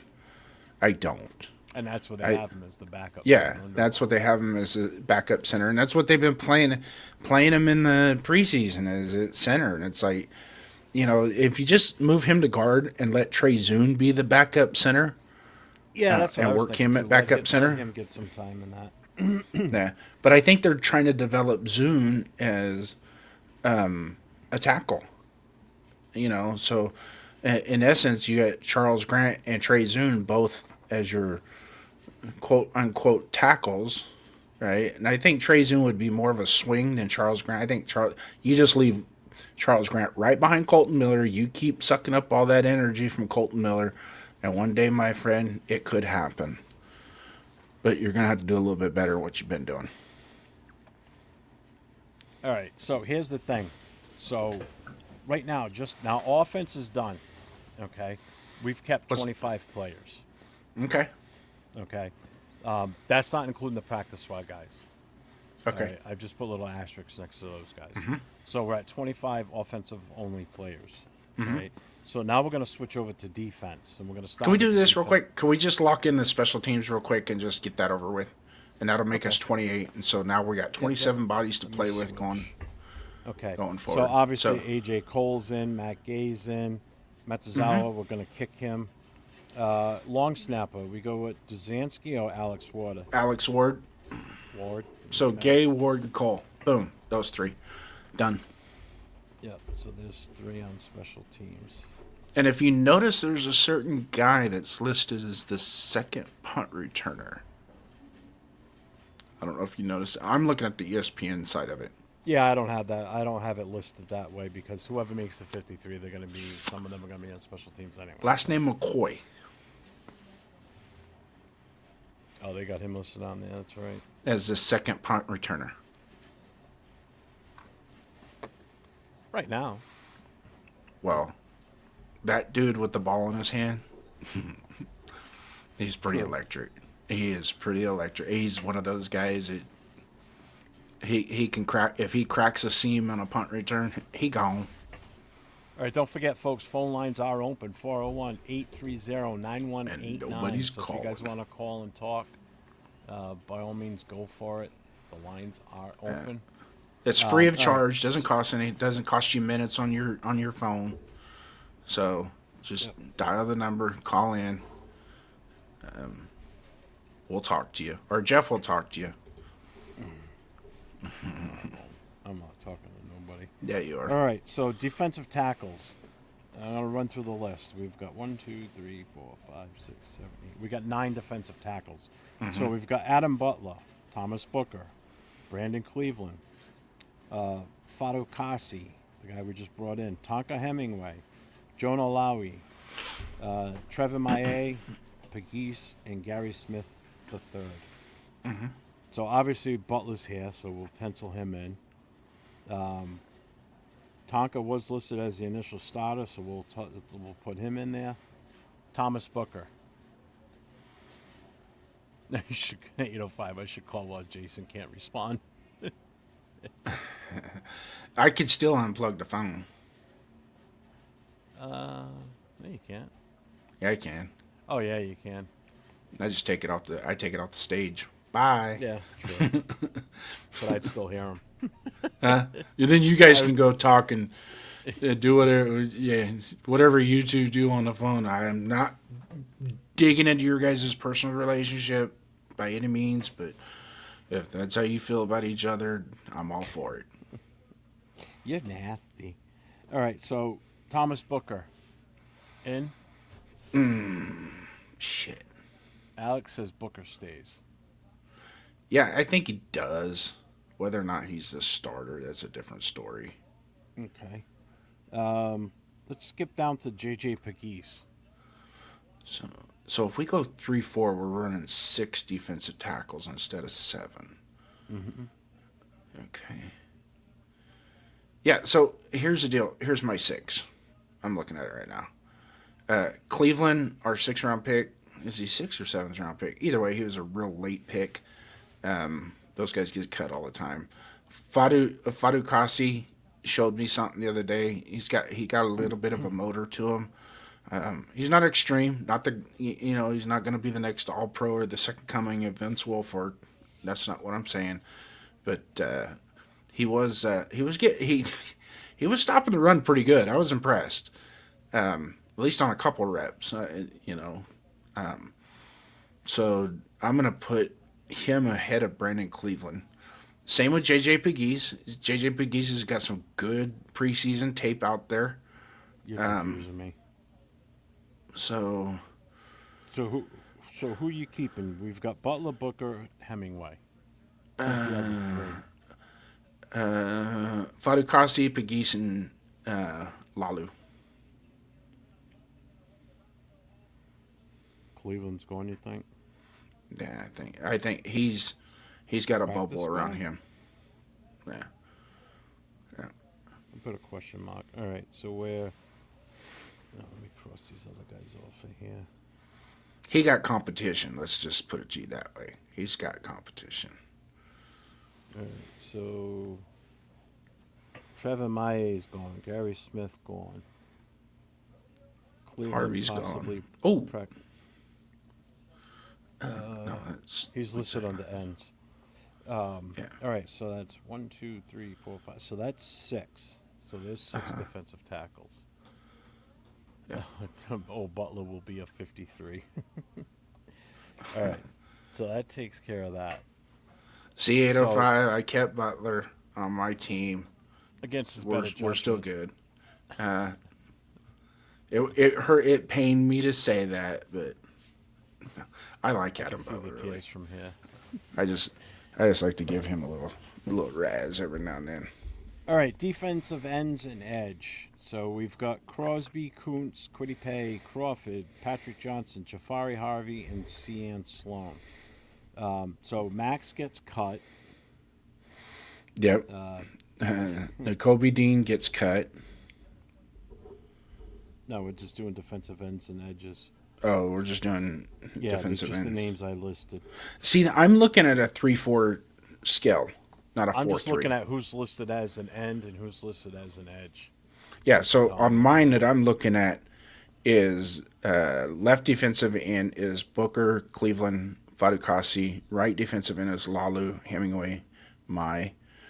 And then weak side linebacker is Max Crosby, Malcolm Kuntz, Harvey, Johnson. And then strong side linebackers, Kwity Paye, Crawford, Jackson, and Cian Sloan. And we'll get to that. We'll get to the Cian Sloan part. He says Cleveland gone. Yeah. I put him as a question mark practice squad for now. Yeah. All right, so we're keeping Max, obviously. Kuntz we're keeping. Kwity Paye, no doubt. So Crawford, 3rd-round pick. I don't see us letting him go right now. So that's 4 guys right there. So what do we do with Johnson, Harvey, and Sloan? Come on, chat. We want to hear from you guys in there. Johnson, Harvey, and Harvey's gone. Jafari Harvey. He's gone, you think? Yeah, excuse you. Did you burp? No. Johnson, I'm keeping Johnson and Sloan. There's Practice so much squad, upside. or do you take a chance of putting either one of them on it? Oh, I do. I would not. That's just it, man. Do you really do that? You know, I don't. Personally, I don't, if we put Sloan has so I think much he's gone. upside to him. It ain't even funny. He He looks like a rookie version of Max out there. Some kid. He literally just needs his man body. With what I've seen so far, Right, I'm gonna keep him. Oh yeah, he not going nowhere. Patrick Johnson practice squad. You think That's another one that we're gonna run with 6 ends or edge rushes? We're running a 3-4, so they're technically weak side, strong side linebackers. So my starters would be Max Crosby and Kwity Paye, and then Malcolm Kuntz and Kieran Crawford. All right, let's do this. Let's keep it at 5 right now. Okay. With a practice squad question mark, not Mac, next to Patrick Johnson, because we still got to make sure we stay under the 50 at 53 and don't. Yeah. go So over. leave They have to a move question somebody. mark on Patrick Johnson. That's where I would keep it, and I haven't seen the chat, so I've had the chat coming in Nobody's here. saying anything. No, well, I've missed a lot.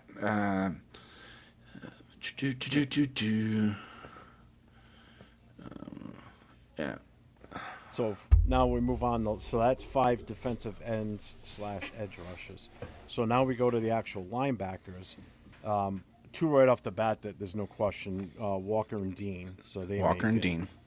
So that leaves us Eichenberg, Buddy Johnson, Cody Lindenberg, McGrone, Alubi, and Xavier Sorey.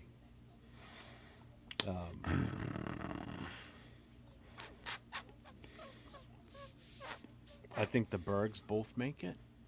Well, Lindenberg will make it. Lindenberg showed me enough to keep his spot. Okay, so I got him. Not the greatest. He's been hammered down by a guard a few times on run plays, and missed a couple. Well, Yeah, but but he still has enough material in him to work with. Lindenberg, Eichenberg, I think we've gotten everything we can out of him. I don't think it's going to get any better. That's why I think I haven't really seen Sorry flash much, but you Do know, we think it's Eichenberg gets cut, and it's possibly Sloan that maybe moves into? yeah, but see, Sloan's an outside linebacker, not inside. We're talking inside Right. linebackers. But either way, you're saying Eichenberg. I know Alex says Eichenberg gets cut. Dean Walker. Let's put a question mark on Tommy Eichenberg. Lindenberg makes it. Eichenberg will keep because we're going to have to get to the secondary, and the secondary's got a plethora of Yeah, it does. stuff that you really don't want to let it walk out the door per se. Yeah. So Alex says Eichenberg gets cut. JP Raider says Alubi gone. Yeah. The keepers obviously Walker, Dean, and Cody Lindenberg. That's 3 keepers for inside linebacker. And then I think we keep 4 inside linebackers on the 53. I'm going to put Tommy as a question mark. And I want to say sorry, but So we'll put a question mark next to sorry. yeah, sorry and Eichenberg put question marks next to. Okay, so And let's Buddy see what we can- Johnson's out of here, Yeah, there you go. and so is Cameron McGrone. Yeah. Oh, JP Raider's saying he thinks we give Buddy Johnson a shot. Well, I crossed them off for now. Doesn't mean that's etched in stone. Yeah. All right, so right now for defense overall, we've got 8 players. We might be able to no, hide Buddy more than Johnson that. on I'm gonna IR too. We got 8. We got 14. We got 6 tackles, 5 ends and edge rushes, and 3 linebackers. So, But we have to have 4 linebackers. So just count 4. We just don't know who the 4th one is. yeah. All right, so we're gonna move over. So what's our total? Eichenberg's the reason John is seeking therapy. He's heartbroken. So we had 27 to work with. Yeah, so I've got 9. I got 13 in total right now. All right. So we got 14 to work with. Oh, sorry, 14. I got 14. So 13, 6 defensive 12. tackles and 8 defensive ends and linebackers. Yeah. But But that's we just have a- question marks at the top end that we haven't addressed yet. So Correct. So we're gonna let's plow through the secondary. This one's gonna be the fun one because this is obviously the one that we spent a lot of draft capital on. Plus, Yeah, for sure. so this is gonna be the fun one, guys. Get in here, let us know. Give us your starters, give us your second tier, give us your third tier. Let's roll from there. All right, so we're going to start with the corners. So we have Taron Johnson, Eric Stokes, Greedy Vance, DeCamarion Richardson, Darian Porter, McCoy, Inusium, Hazika Masses, and Caleb Offord. So veterans, Inusium's young gone, picks, so- development players. So who do we think gets squeezed out of this? Who makes? So what do you need? We should be carrying 4 of these guys What? for just the corners. We should carry 4 corners and probably at least 3 safeties. That's All right. Well, we're doing corners first, 7. and then we'll do. The Let's do safeties corners after that, first. so- yeah. all right. So the guys I just read off, those are strictly just the corners on this list. Yeah. So So I I'm going think Stokes and McCoy and Richardson for the left cornerback. Stokes, McCoy, and Richardson. Okay. Right cornerback is going to be Massis, then What about Porter, don't forget Taron Johnson. and then they got him listed here as nickelback. Bill says you need at least 5 corners, maybe 6. What's up, Mike? Well, Yeah. what's going on, brother? I see you in here, brother. Yeah. up? So my Jason left Dennis, corner, okay. my left corners are going to be Stokes, Richardson, McCoy.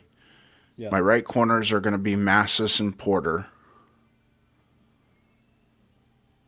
Yeah. And then my 6th and 7th is going to be Taron Johnson and Greedy Vance, Nickelback.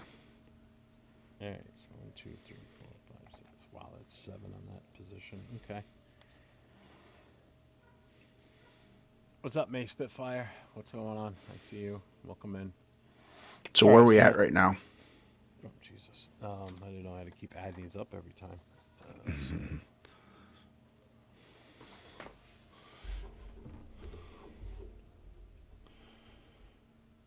We're at 21. What's up, May Spitfire? Michael Guerrero.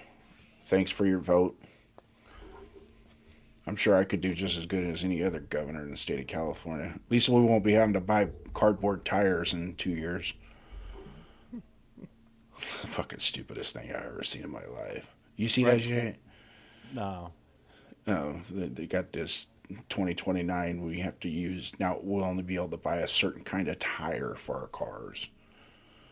So it's whatever. Shut up. The people that make those decisions need to crawl in a hole and go get the hell out of here. Didn't do the hibernate forever. Oh yeah. So we're at 21 and we haven't even touched the safeties yet. So that gives us room for how many more people? 6 more people? What's the total we're at? We're at 25. We're at 46 right now in total. Okay. So we got 7 more that we can for the 53-man roster? Mm-hmm. Okay.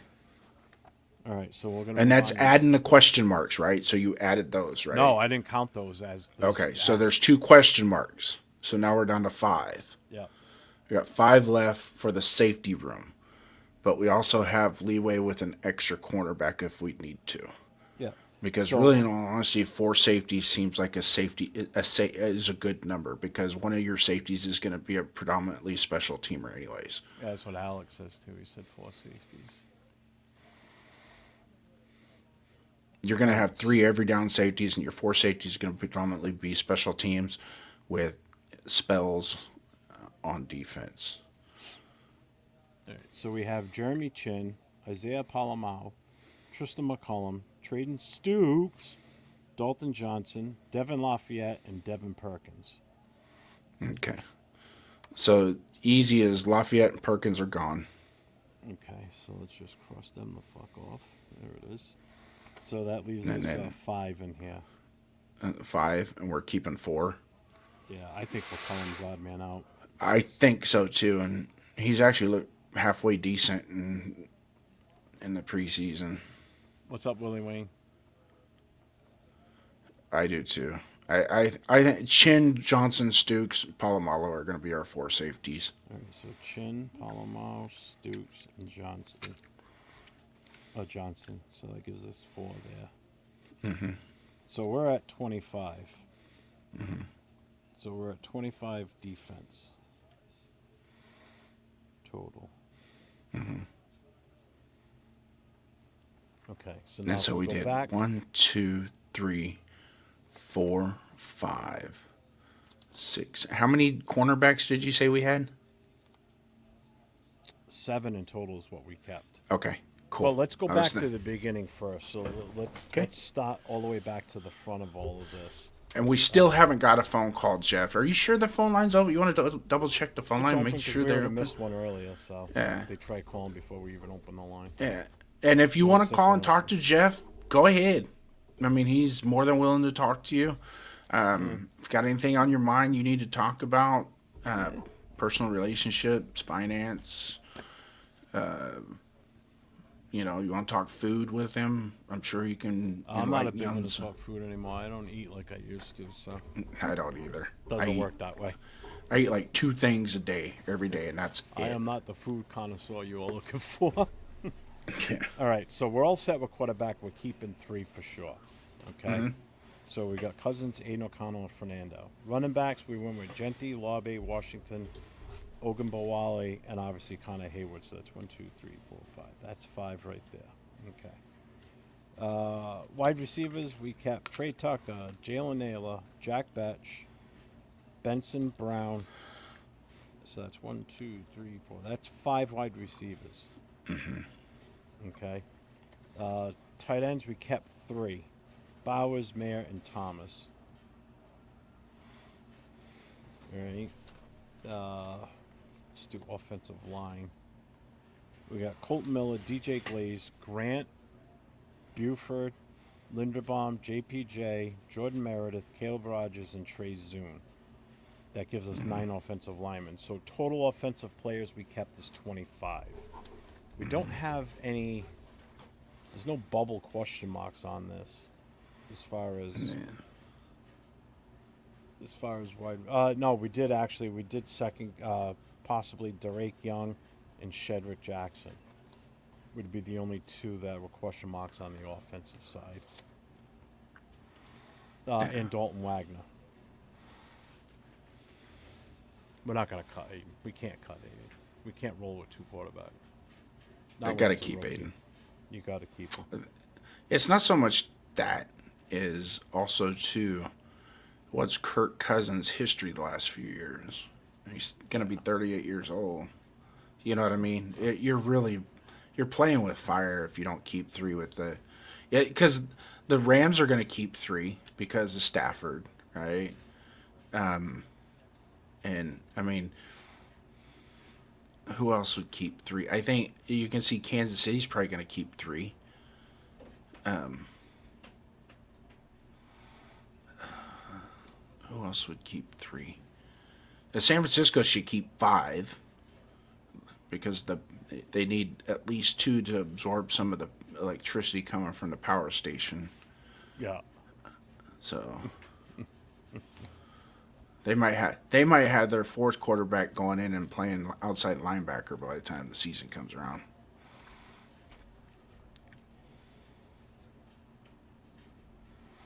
It's not fun when you can't. When's the last time you had a calzone? It's been a while. It's been a long time, actually. Yeah. Same here. I haven't had pizza in a month. Fields is still not good for Chiefs. Good. I love it. Fields ain't good for anybody. No.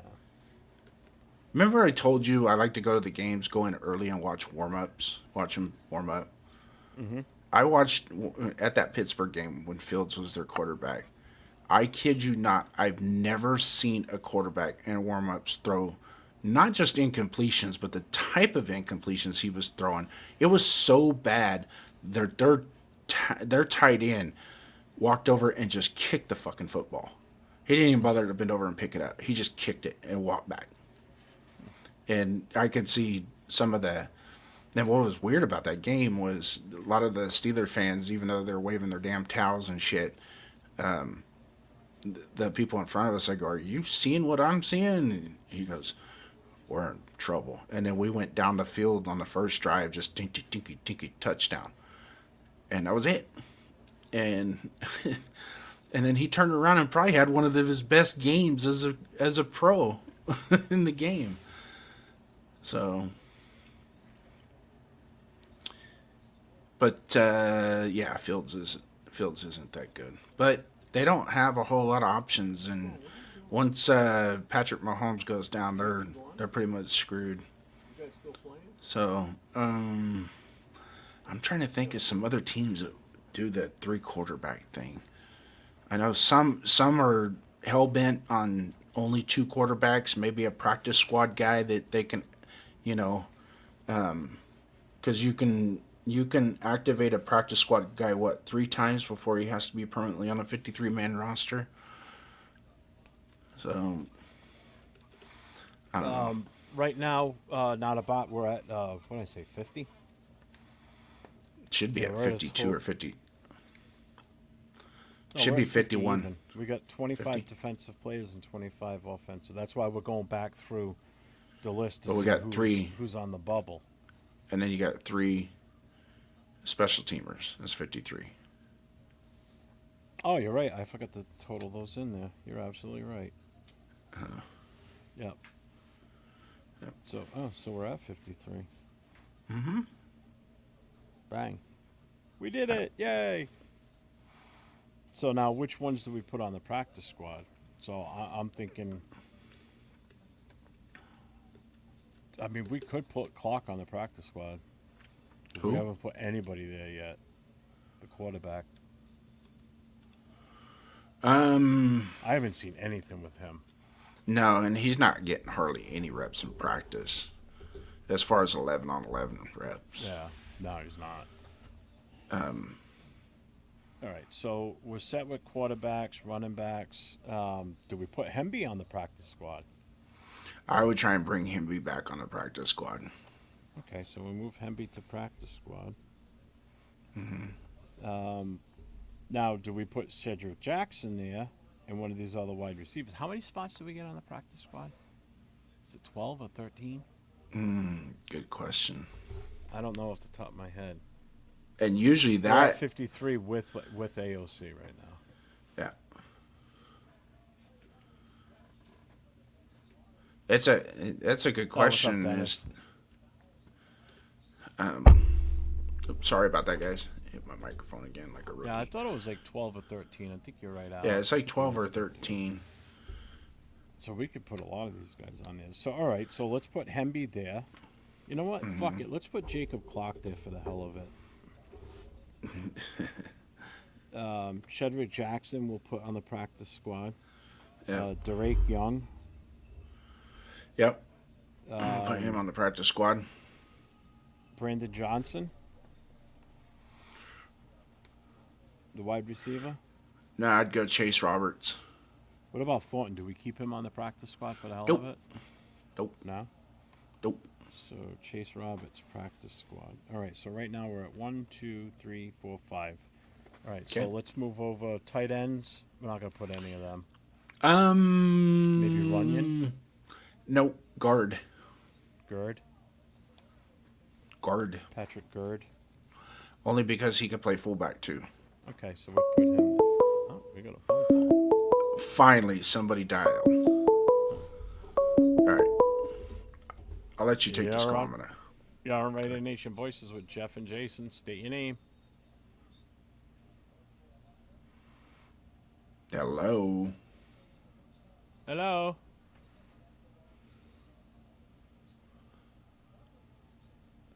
Hello. Oh yeah. Hey, can you hear me? Yeah. Hello. Is anybody there? Can you hear me? Say what's up, fellas? This the #1 Raider stunner. Or what? It's Harvey. Hey, what's Can you up? hear me? Yeah, I can hear you. Can you hear me?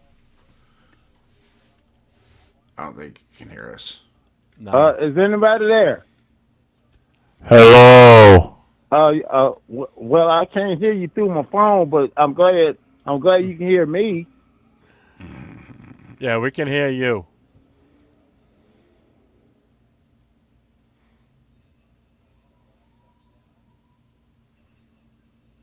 Okay, my question is, do you think they should put that? I think he's a defensive player. His name is his last name is Harvey. Do you think he should be on that practice squad?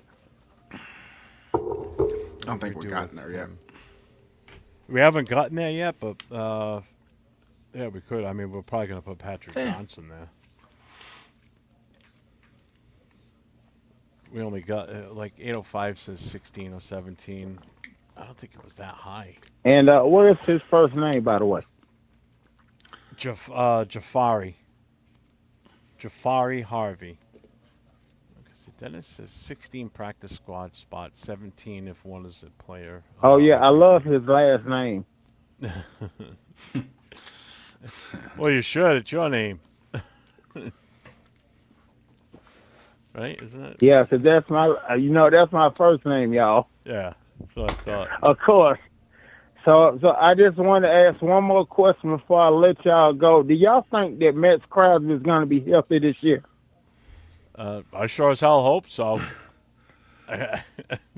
He better be after all this He'll be healthy bullshit. going into the season. We'll see how long that lasts. Yeah, we'll see how long that lasts. Yeah, me too.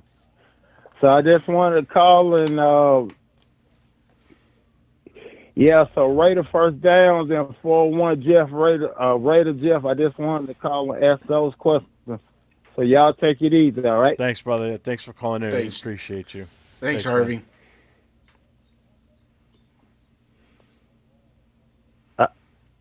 Just win, baby. All right, brother. He must be listening to the YouTube because I can hear us in the background. That's right, Howard. The only way you can hear us talking to him, too. So Yeah. I don't know. Hopefully, it's not like that for every phone call. It might be because I'm on my headset. I don't know. Did you check your Matter. microphone settings in StreamYard?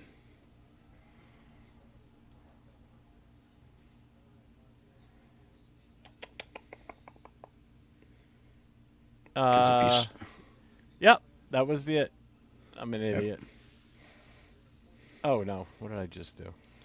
God damn it! Hit the wrong thing.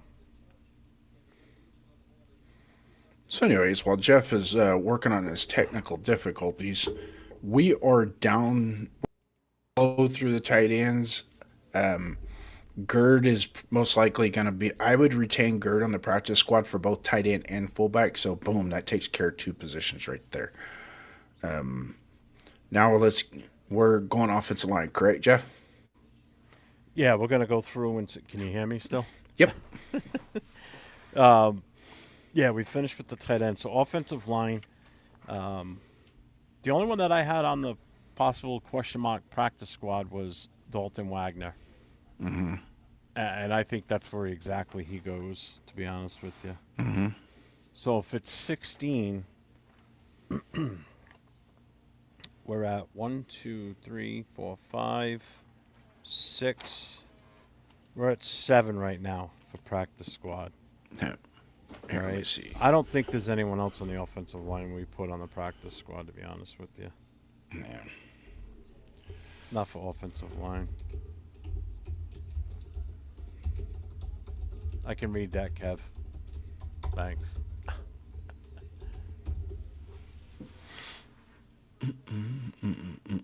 I don't know, Alec. I mean, he did look all right the other night. It was one of the lone bright spots on that offensive line at that point. Okay, so finally got some knowledge out of 805. It is 16 players, 17 with the international player. What, did I say something? You know, we were supposed to sit down and have a couple cold ones in Vegas. I'm starting to think I'm going to be drinking hot ones. He's going to be like, you go drink over there. I'm not going to drink with you. All right, so we're set with the offense. So I said, what, 7 practice squad? Is what we came up with? Yeah, we were at 7. We can go to 16. So Okay, so we're at we got 7. 9 more to go. 7 practice squad. Okay.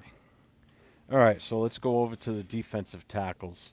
Only one I had on as a question mark was Brandon Cleveland. Yeah, and I'd bring him back because he is a 6th-round pick. Bring him back to the practice squad, most definitely. So the only ones we did cut was Trevor Maye and Gary Smith, so we don't even worry about those 2. What's up, Ardell? I see you, brother. No. Severe getting hard to find, like rundown. What's up, G-Fam? We're still on. What's up, G-Fam? We're just getting started. there. No, we're not. Yeah, we are. Still we're got not. 4 more hours. No, I no. Screw that. I was on for almost 7 hours Thursday night. I was like, oh my god, I'm having flashbacks to those long ass Friday night shows. Yeah. All right, so moving on to defensive ends and edge. The only one I had listed as a possible practice squad was Patrick Johnson, and I think some other people in the chat said that's going to be tough though. He's making it tough to be cut. Yeah, he's making it tough to be cut, and a gamble to try and bring back on the practice squad. He's got good tape.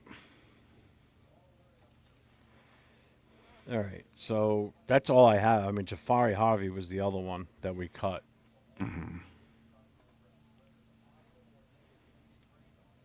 Other teams cast off will end up on Raiders practice squad or active. True. Jeff, will we be on till 2 a.m.? Absolutely not. Not tonight. Yeah, fuck those long ass shows anymore. We did that one the other night. That was, I mean, almost 4 hours of it was taken up with the game itself. So there's that. All right, so Patrick Johnson's practice squad. So now on linebackers, this is where our questions lay. The two that I put question marks next to was Tommy Eichenberg and Xavier Sorey. We cut outright Buddy Johnson, Cameron McGrone, and Sagun Olubi. So do we bring Eichenberg and Sorey to the practice squad? See that? He says he has to buy Jason beers in order to be in his presence. That's not true. Quit making stuff up. You ain't got to buy me a beer. I don't even drink beer anyways. I'll take a Jack and Coke, though. So, Eichenberg, practice squad? I mean, has he earned it? You almost have to. I think he's at least earned that. Sorry, practice squad? Yeah. Okay. Yeah. So 7 on offense. We have 1, 2, 3, 4. We've got 4 on defense now. Uh-huh. Okay. So it gives us 4 more. All right, corners.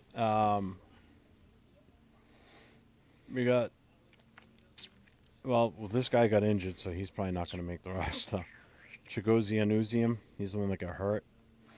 Yeah, he's done. So we're going to cross him off. The other one that we didn't do anything with was Caleb Alford. I think we just cross him off. Yep. All right. Other than that, everybody else made the. We pulled 7 corners out of this. 7 corners? That's what you came up with. 3, 1, 2. Yeah, Johnson, Stokes, Vance, I had Richardson, 5 Porter, McCoy, and Hazika Masses. I think it was 5 corners and 2 nickels. And 2 nickels, yeah, which are nickel cornerbacks, yeah. But they're all listed on the cornerback, so I just grouped them all together in there's 7 of those. Moving on to safeties, the 3 we cut outright were Perkins, Lafayette, and McCollum. We kept 4, which was Chin, Palomau, Stooks, and Johnson. Mm-hmm. I don't think we need to bring any of those guys back, do you? No, you're bringing McCollum back. Yeah, he's a priority, McCollum. and then we'll just elevate Sorey for the other position as a priority. Well, we already did. Well, how many more positions we got available? So we already had 7 on offense, and we have. Let's see. We've got 1, 2, 3, 4. We've got 5, so we're at 12 right now. Okay, so that gives us 2 more to play with on defense. And I would make Tristan McCollum a priority. All right. Well, And then if we're doing that on defense, I would say Harvey we bring back. That's because what I was Johnson exactly looking Patrick at. Johnson's already a priority. You're bringing him back. I'm looking at the depth chart on ESPN, and I don't even know why they got him listed as the 4th. Because really, in all honesty, he's played his way up to the where. 6. So right now we're at 13 now. He's actually looked better than Crawford, believe it or not. I think. So now let's special teams. The only ones that we cut outright were Matsuzawa and Dzansky. Do we think about Yeah. either one of them? What's up, Eric? What's up, the other Eric, Lone Raider Eric? Because there's 2 Erics on here now, right at the same time. Yeah. There's Eric. There's Yeah. Eric. What's up, Thank you Eric? for we might keep the Berg brothers and the Kobe Dean's injury, and that's what worries me about him. Yeah, too. that's another thing too. Is the injury history? Just keeping both of them. So we're not even gonna entertain Matsuzawa as practice squad. I really don't. As an IPP. Or as I mean, the IPP. The only thing that's going to hurt is it's going to take time away from coaching the others. Exactly. That's it. That's the only thing that is going to hurt. And as an IPP guy, there's good things about it. Unless there's having another him- player out there, like if Lucky Tassi gets cut, then we bring him back. Well, that's it. Did they designate him as an IPP when they picked him up? I don't know if He's they on- can or not. I don't know the rules behind it. I don't know if he goes to another team, he's still eligible to be an IPP player. Yeah, he's got every IPP player has 2 years of eligibility, no matter where they are. Okay. So So this is his if he second gets year cut- right now. Yeah, but the thing of it is, if he gets cut, is he still protected? Because if they designate him as an IPP, he's protected. You know what I'm saying? I don't know the parameters of That I do. to be That I honest do with you. know that because that's what we did with him last year. He didn't make the 53-man roster. He was cut, but he was protected under the IPP rules. You see what I'm saying? Mm-hmm. So if he's still eligible for the IPP with Tennessee, then if they cut him, they can still protect him, and that's going to be their decision. You know what I mean? And I Yeah. don't know if they've What's up, got 2 Manuel? or 3 guys on their team that are eligible for that. I don't know. I don't even know how many of these guys are in the NFL. Cool, Kev. Methuselah can work at the hibachi at Gordon Ramsay. That's not right. Oh, That's not right. I'm not even getting into your guys' conversation on that. That's not right. Oh, you want 5 ice? 5 ice. 5 ice. Yes. All right, so I put him as IPP then. Fuck it. I mean, really, in all honesty, it's not taking a roster spot. So No, the only thing it's that it's going to hurt is he's going to take up time coaching. And really, in all honesty, I don't even think he's going to. Being that it's a kicker is not going to be that big of a deal of him getting. It's like, all right, you get to kick the ball 20 times, okay? Kick. This is the football field. It's 55 yards wide, and you have to get it past the 20. Kick it. Okay. Thank you. All right, so we've got 53 on the roster. We have 13 on the practice squad and 1 IPP.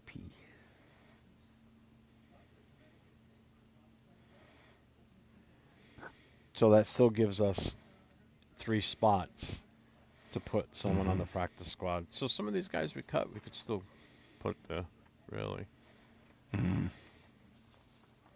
I just feel like this isn't the full list. Although, you know, it is the offensive linemen take up so many of it. Oh, so much of it, I should say. Nah. By Tokyo, we can add 1 IPP player. I'll look. I like fully Fakasi, though. Oh, that's Yeah, but I don't think he's eligible. Isn't he like a 3 or 4 year veteran? Let me see if he. Tell you in a second.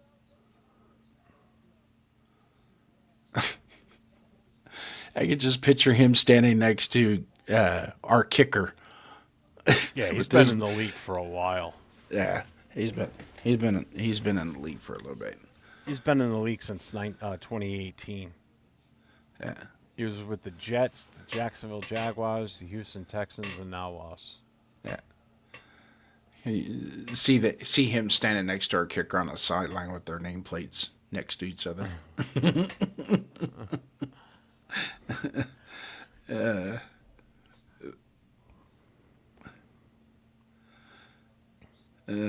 I think that's pretty much it, man. To be quite honest with you, the wide receiver room and the defensive tackle room, what we cut and what we keep is probably going to change. I hope, fingers crossed, that there might be something that we can get off the waiver wire or in a trade that circumvents both of us on stage.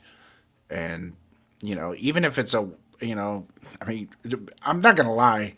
There's a lot of wide receiver 2s out there that would come over here as a wide receiver 1. Even though they're still a quote unquote a wide receiver 2, they would probably do really good as a wide receiver 1 with us.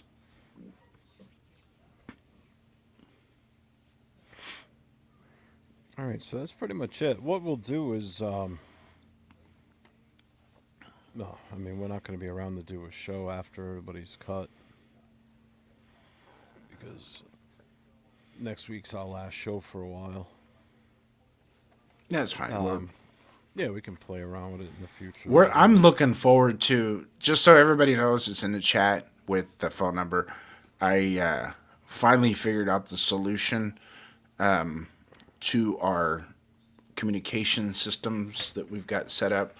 So we're going to uncork that next week. And so be prepared. I'm going to test drive it tomorrow on Show Me Your Shield as well, just to see how it works. And hopefully it takes off, because me and Duncan are looking to target that 5 o'clock in the afternoon Sunday crowd when everybody's pissed or everybody's happy. Probably going to be more. It's probably going to be more. There's going to be a lot of psychological. In fact, I think I got to go and read my certificate so I can help people out and get paid for it. So, who are we going to talk off the ledge tonight? You know what I mean? So, I mean, you know what this will be good though too is now that we've got this list that we just went through along with the chat. Next Saturday night, because we got a game Thursday night, any of these guys play, it might change some of our thought process too.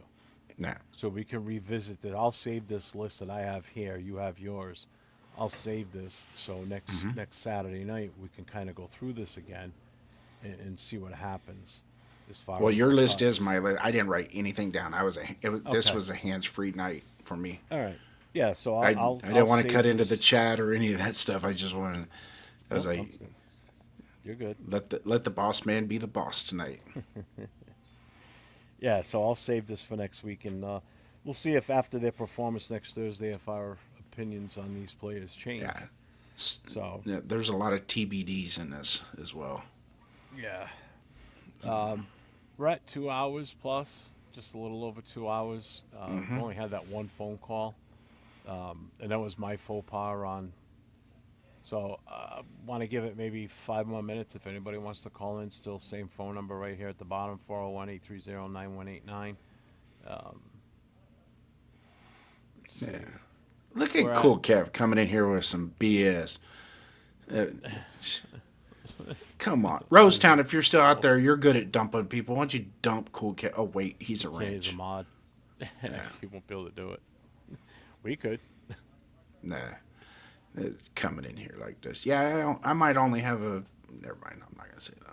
I'm going to be nice, Cool Kev, because I like you a couple times a week anyways. See, that's not what he says when we're just talking in the background. You know? Who, what? You. Me? Yeah. Nah, the only person I talk bad about is 805. That's it. Well, we know that too. So. And that's usually in my sleep. Don't forget, guys, if you want any of the merchandise, Raider Nation's Voices, our hats are out there. There's the link. It's shopfourthwall.com/401 Raider Jeff. That's in there. Raider Connections in there. My 401 Raider stuff. The No Huddles in there for hats. So make sure you Now guys check you that got. out. Are you putting LV Raider and Cheeto? Well, Cheeto's got his own clothing line. Yeah, that's why I Some don't of do his stuff's anything pretty Well, good. the most notorious show's not mine. That was Will coming up with that or whatever. So that's like the Raider Connection when we were doing that show on a consistent basis. I didn't put any of that stuff in it because those shows weren't mine. I didn't come up with those ideas. You know, they weren't But they were more of a collaboration with others. Yeah. So Yeah. I wouldn't do anything in regards to, muscling in trying to come up with stuff for that. Yeah. Just do everything that's under my umbrella, basically. Yeah. But you are free to use my logo. Well, you created the logo anyway, so if you want to use it, I don't care. Make a little money. I could put a hat out there for you. It is pretty badass, so you got to admit. Just just the way that logo looks, and it would be embroidery. That would look absolutely awesome too. Yep. Yep.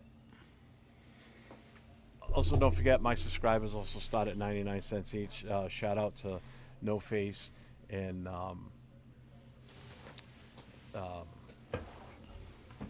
Raider Ryan for gifting the memberships tonight earlier on. They both gifted 10 apiece, so I appreciate you guys. And shout out to Silver Smoke, Raw Shack, Big Luck. Mm-hmm. Who else? There was one other in here. Yeah, for the We'll give for all the Cool Jews. Kev some love too, just for a minute. 805. for all the jewels you guys sent in and Rorschach with the super chats, man. I appreciate you guys. Again, you have no idea how much that means to us that do this. So we thank you 100% for that. I'm gonna shut the phone lines down. Nobody's calling, so phone lines are off and it is shut down for the night. I only had one call last night too, so Yeah. It is. People are scared. They're really scared, and it's that time So of year. intimidating looking, especially the two of us on the screen. Ooh, what? Yeah. Like, I don't want to talk to these guys. They're scary.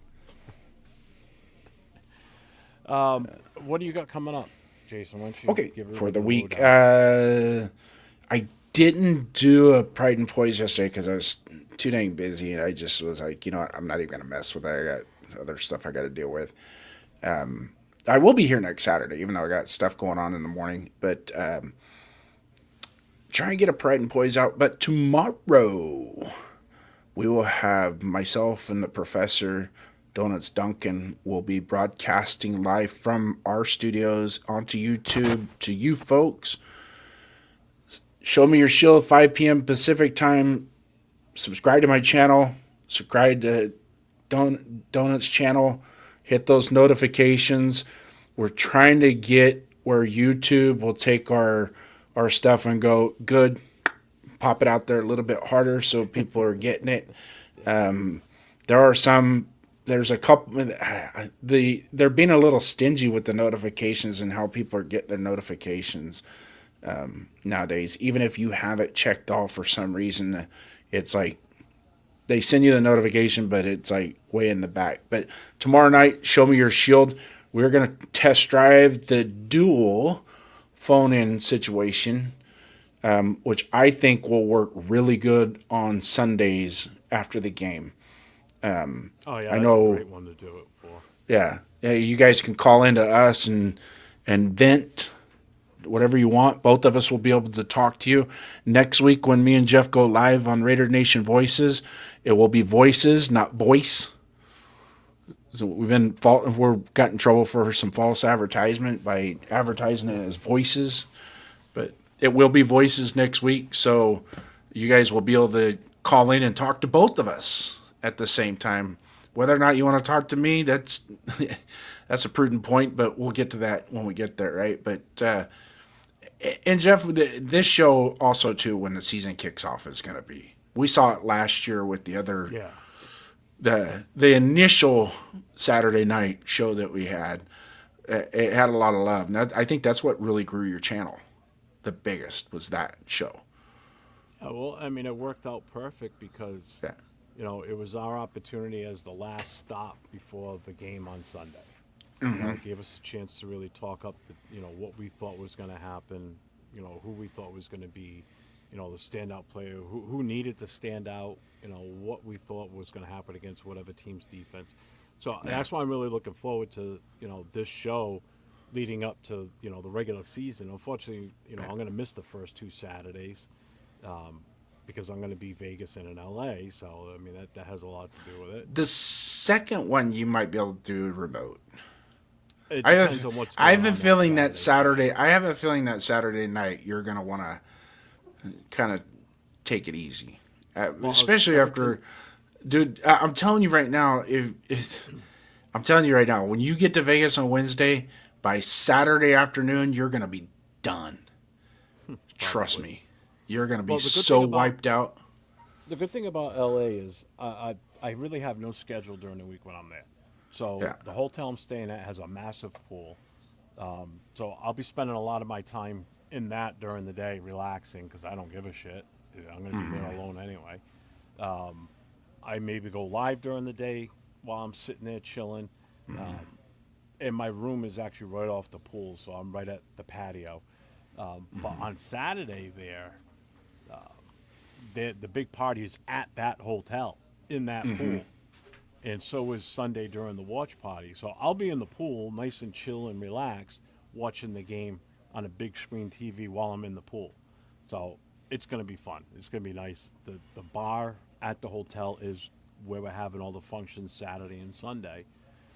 So I will be going live throughout the day, whether I stay live the entire time or if I split it up.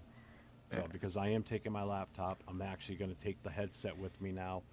I'm going to bring a lot more equipment than I thought I needed to, because when I talked to Mark Jones the other day, he's even asked me if I wanted to do a live stream on Friday night from Fremont Street in Vegas. I may set Good up luck that with that. too.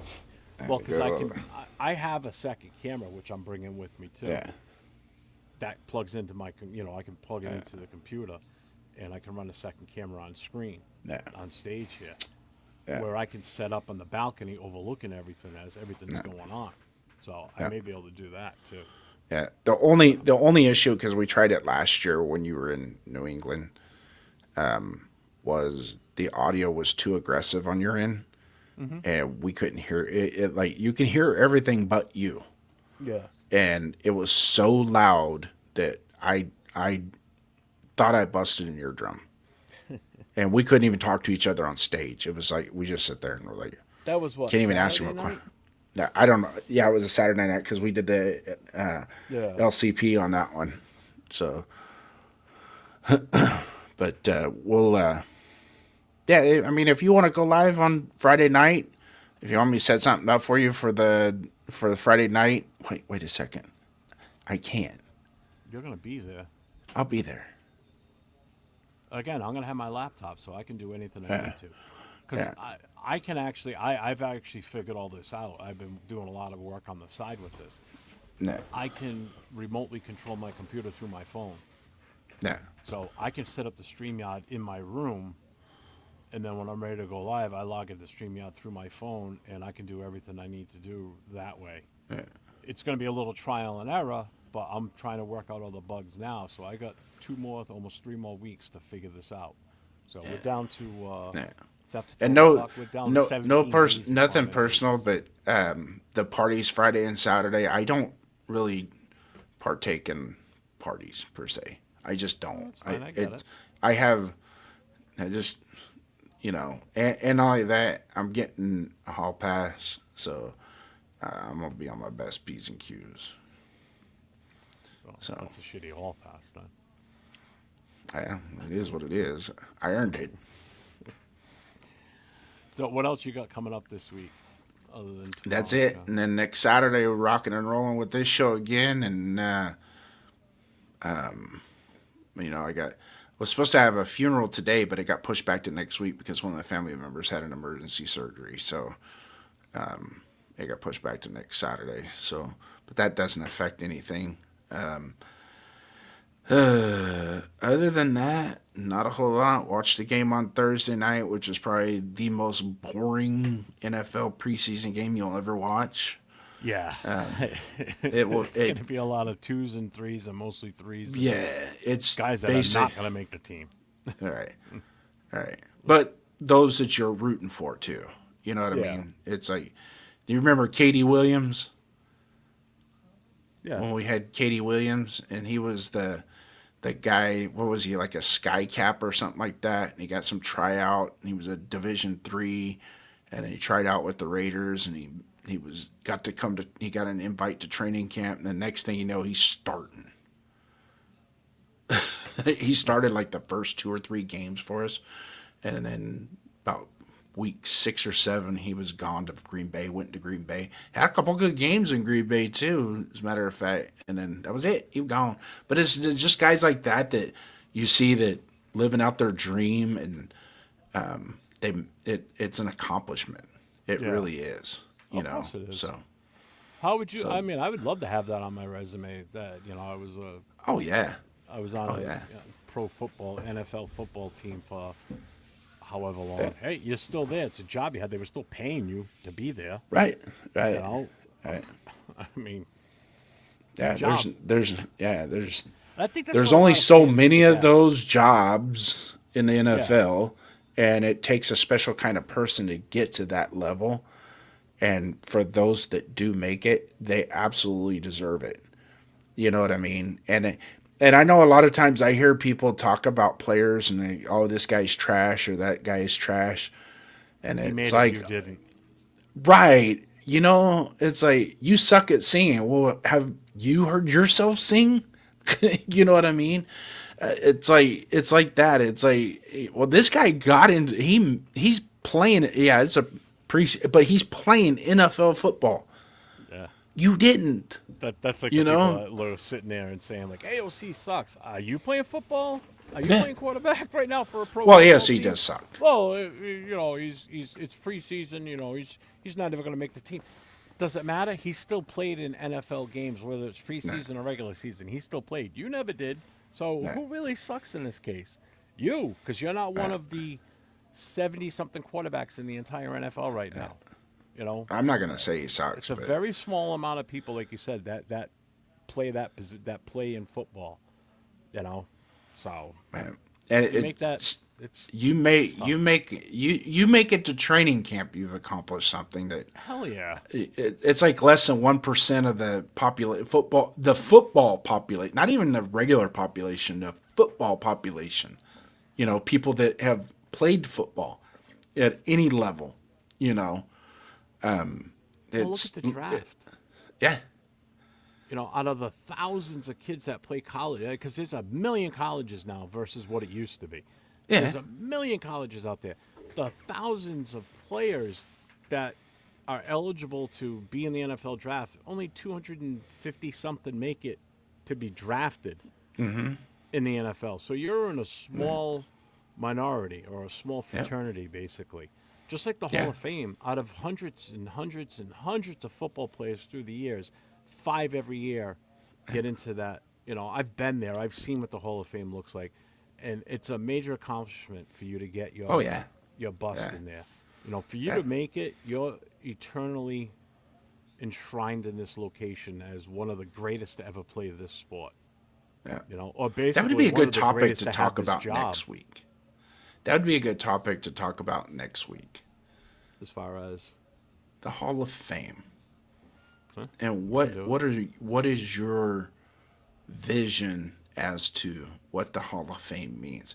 Because my take, before we even get into it, we'll discuss it more next week on the Raider Nation Voices. Mm-hmm. My take is the NFL Hall of Fame is so prestigious that I don't think I can name one person in the Hall of Fame that doesn't deserve to be in the Hall of Fame. Jerry Jones. That I would take that from a personal standpoint, not necessarily accomplishments. No, I get it. I totally get what you're saying. And even the ones that fans think should be in the Hall of Fame, but they did do enough So when they hard to played. get in there. Yeah, And I was listening to a guy the other day, the insider for the Houston Texans. It's always on Q Myers. I can't think of his name right now. The older gentleman, been around football for years. Been covering football for decades. And he explained the whole Lester reasons and whatnot. And his chances of getting in were so close that even us as Raider fans don't realize that it was so close for the first 4 or 5 years of voting, but he just could not get over the hump with the votes. And it was, he goes, that's what the heartbreaking part of it is. Now that he's in the legacy, what's this, the after you time out after so many years, and now you have to go into a different category. It's a senior committee. And it's voted on completely different now. And he said the way they got and they changed the rules on that, on how you can, who gets the vote, what the vote is, how many votes you have to get, minimum votes you got to get just to qualify, and all that good stuff. Because what they do is they put the names out, and then you vote, and if nobody gets the minimum amount of names, then nobody gets put in on that category. So it's that much more difficult for him. And some of you guys that aren't old enough to remember Lester Hayes when he played, there was about a 4 or 5. Screw the Stickum shit. I don't even want to hear. That's an excuse. Oh, it was legal at that point too. So and it was legal, so he wasn't breaking any rules, right? No. So, but the end all be all was, well, why did he wear so much Stickum? Well, because that stuff wore off quick. He would put a little bit on his shirt and grab his, put it on his fingers, Dude, and you by see the second or that third, stuff, he had it on his shins. It was just like yeah, a big yeah, blob of it. they would put it down, yeah, yeah. Him and Fred Blitnikoff, Blitnikoff. Bobby Chandler. Bobby Chandler used to wear a lot of it too, and people didn't, you know. But actually, I think Blitnikoff said he used to keep a sponge in his pants. That he would Oh, just and put then his the hand- the just put equipment his guy hands on the his pants. sideline Yep. had to put the cigarette in his mouth and light it for him so he could take a puff of the cigarette. He couldn't touch it with his hands. Yeah. Otherwise, he'd 'cause catch it on would stick fire. to it. Well, that stuff was flammable too if it got real close to a flame. So, but there are videos of him, Fred Blitnikoff, standing there sticking his mouth out so they could put gum in his mouth, because he had so much of it on his hands and on his jersey. They're especially when they wore their white jerseys, they'd just be yellow. Oh yeah, like they'd be somebody like yellowish peed all over it. brown. Yeah, Yeah. like baby shit. And Damon's right. Everybody in the league was using stickum, but Yeah, it it's was just legal. It was part the of thing. game. The thing of it is they say, well, that's the only reason why he got all those bullshit. He got those in it. Stickum didn't help him cover the receivers. No, Stickum didn't help him. Yeah, he literally would lock down the best wide. I can name a ton of wide receivers that are in the Pro Football Hall of Fame that he shut down a lockdown. And it's no joke. It literally is no joke. And especially in '83 when they brought Mike Haynes over to take a little pressure off oh of my him. God, they were unstoppable back. That then. was it. That secondary, and mind you, the cool part about that was is when they played Washington earlier in the season and lost, we didn't have Mike Haynes. Yeah, and they beat the shit. Then when out we of had us. Mike Haynes in the Super Bowl, that was a game changer in that game. So, Lester Hayes Also, absolutely. Marcus Allen finally had a full year under his belt, full Right. season. So that team was clicking on firing on Oh, all yeah. cylinders. Oh yeah, And and the it was a defense. wild card team. No, '83 was not. 80 was I thought the it was- wild card team. Oh, 80 was. Yes, you're right. You're right. 80 You're was. right. 80 was the wild You're card right. team. Yeah. 83, Yeah, we were the 83 first we team were ever. we were numero uno. The only thing that was weird about and this is a little nugget for you is that we lost to we lost 4 games to 3 teams. We lost to the Seahawks, who was on our division at the time. They were in the AFC West. We lost to them both times in the regular season, but we still got the number 1 seed in the playoffs. But when we played the championship game, did you know, Raider Nation, that one end zone at the LA Coliseum was painted Seahawks and the other was painted Raiders? Say that again. I was reading something. The AFC Championship game in 1983, Yeah. they pulled a boondoggle on us and painted. They said it's because they couldn't get the field painted, the end zones painted in time because of the Rams game or something like. Rams weren't even. Shut up. They had plenty of time to paint that. They could paint those end zones in 24 hours, not a problem.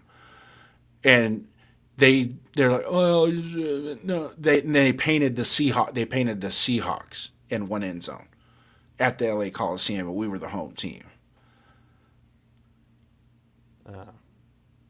Yeah, go back and look at the 1983 AFC Championship football field. I remember it. It was like, why is I thought it was something that they were just going to start doing it since it's a championship game, that the other team gets a little love on the football field with their colors. You know what I mean? Because they do that for the Super Bowl where each end zone's painted for a particular, one's painted for the AFC and one's painted for the NFC. So I didn't even realize it. And my dad was just like, nah, this is a slap in the face of Al Davis. This is another slap in the face at Al Davis. That's why they're doing it. It has nothing to do with, the type of paint that they use to paint those fields, they can paint it on a Friday at 1:00. By the time kickoff comes around the next day, it's fine. It's not gonna change. That was an excuse and it was stupid. So yeah, there's a little nugget for you. That's pretty good. Yeah, go back and Google that. That's So, all right. So you don't have anything else other than tomorrow night and then next Saturday night with me. Monday night for myself, I will be back on with the AFC West Fools. So I'll be on with the Charger fan, the Broncos fan, the unknown KC fan that we have not found yet. So it'll just be another empty chair. And I may have a surprise for my fellow co-hosts on that show that they don't know about yet. On which one? The AFC West Fools. I got a little something planned that they have no idea is coming, so it's gonna be fun. Yeah. Is that the new one that you're doing? It's kind of like the AFC West Showdown type show, like what Captain but Jack it's not used like to. that. It's basically that's the Wild Wild West. Or Wild Wild West. This is fun. This is fun. The chat gets involved. The chat was 2 weeks ago. They were all over those two guys. They were just giving him shit. So it was great. I loved every minute of it. So it's fun. You know, we joke around, we make fun of each other. It's not like, you know, a real serious type show where we're like, you know, we're just, you know, well, our running backs are better because of it. No, it's none of that crap. It's like, you know, I'm like, dude, what the hell? Like, I can't wait to talk to the Chargers kid about the game with the 49ers. That's going to be fun. Yeah. You know what's funny is I have a cousin of mine. She's a diehard Chargers fan, and her brother is a Niners fan. And they actually watched the game together. And I'm like, well, the good thing is it's a preseason game. The bad thing is your mom's got to put up with your guys' crap. Yeah, cool, Kev. It's going to be good on Monday night, so make sure you guys check in. We start at 10 o'clock Eastern, 7 o'clock Pacific. I'll be on Tuesday night with the Most Notorious, which is with Leo, Nate, and Will. Wednesday night, again, I'm filling in for Asylum on the cage match. And Rorschach, I'm pretty much on every day of the week right now. Thursday night, Nate and I doing Raiders Coast to Coast. But we're not going to be on Thursday night as a Coast to Coast show because the game is in Vegas, and him and 805 and a few others are going to the game. So I will not have Nate on. I will probably do a live watch party. So, Jason, if you want to jump on, you're more than welcome to come in with me on Thursday night. So I know you like to watch the game in peace. So Yeah, I usually do. But that game doesn't have any. No. It's not that big a deal. So No. I don't have the game day intensity on that game as I do other games. Yeah, no, I get that. What's up, Will? I see you, brother. And then Friday night, I'll be back on with No Huddle. And then, obviously, Jason and I next Saturday night again. Hopefully the phone gets fixed. So, It will. right, Will's in the house. Dennis, what's up, brother? How you doing? My coffee cup was stolen, so I started at the police station looking at mug shots. Ah! Funny guy. I got nothing else. If we're good, we'll get out of here. I have to pee. Been holding it. And, this was a good show tonight. Again, Right thank you to on, everybody that right was on, here right with us on. for the last 2.5 hours. Again, thanks for all the super chats, the gifted memberships, the jewels. Again, like I always say, without you guys doing that, we can't do what we're doing. You guys support these shows, and we really appreciate that. And again, don't forget, if you haven't already, make sure you get over to Jason's channel. It's Raiders First Downs. Make I'd sure you appreciate it. hit the notification. Show me some love. Give the thumbs up. And- Yeah. Don't be a hoe. Share the show. You know. Yeah. Send the link out. Don't be a Hey, hoe. write it down on the back of your Winnebago, Rorschach. That way, when it's parked at Walmart, people see my thing. They'll subscribe. And before we get out of here, I just want to thank everybody for not coming at me like this because of the thumbnail tonight.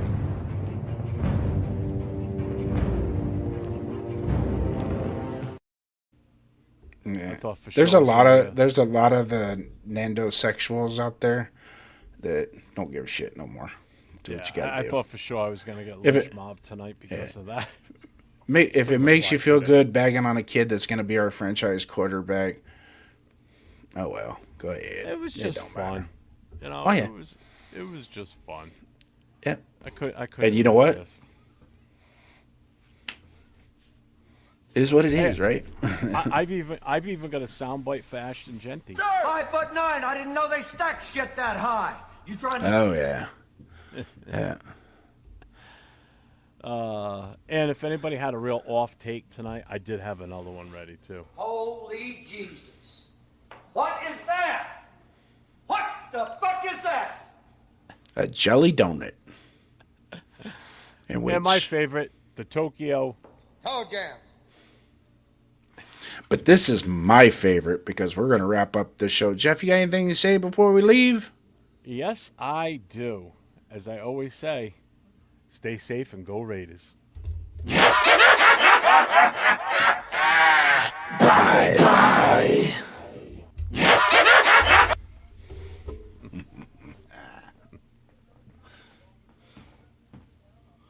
You going to hit the button? Raider Nation, that's going to do it for tonight. We appreciate everyone who called in, everyone listening, and everyone who brought the heat. This isn't just our show. This is your platform, your takes, your voice. If you didn't get through tonight, don't worry. The phone lines will be open again next time. Until then, keep representing the silver and black wherever you are for everyone here. Thanks for tuning in, Raider Nation. Please, please, please, have a take and don't suck. We'll see you next time. This is Raider Nation Voices.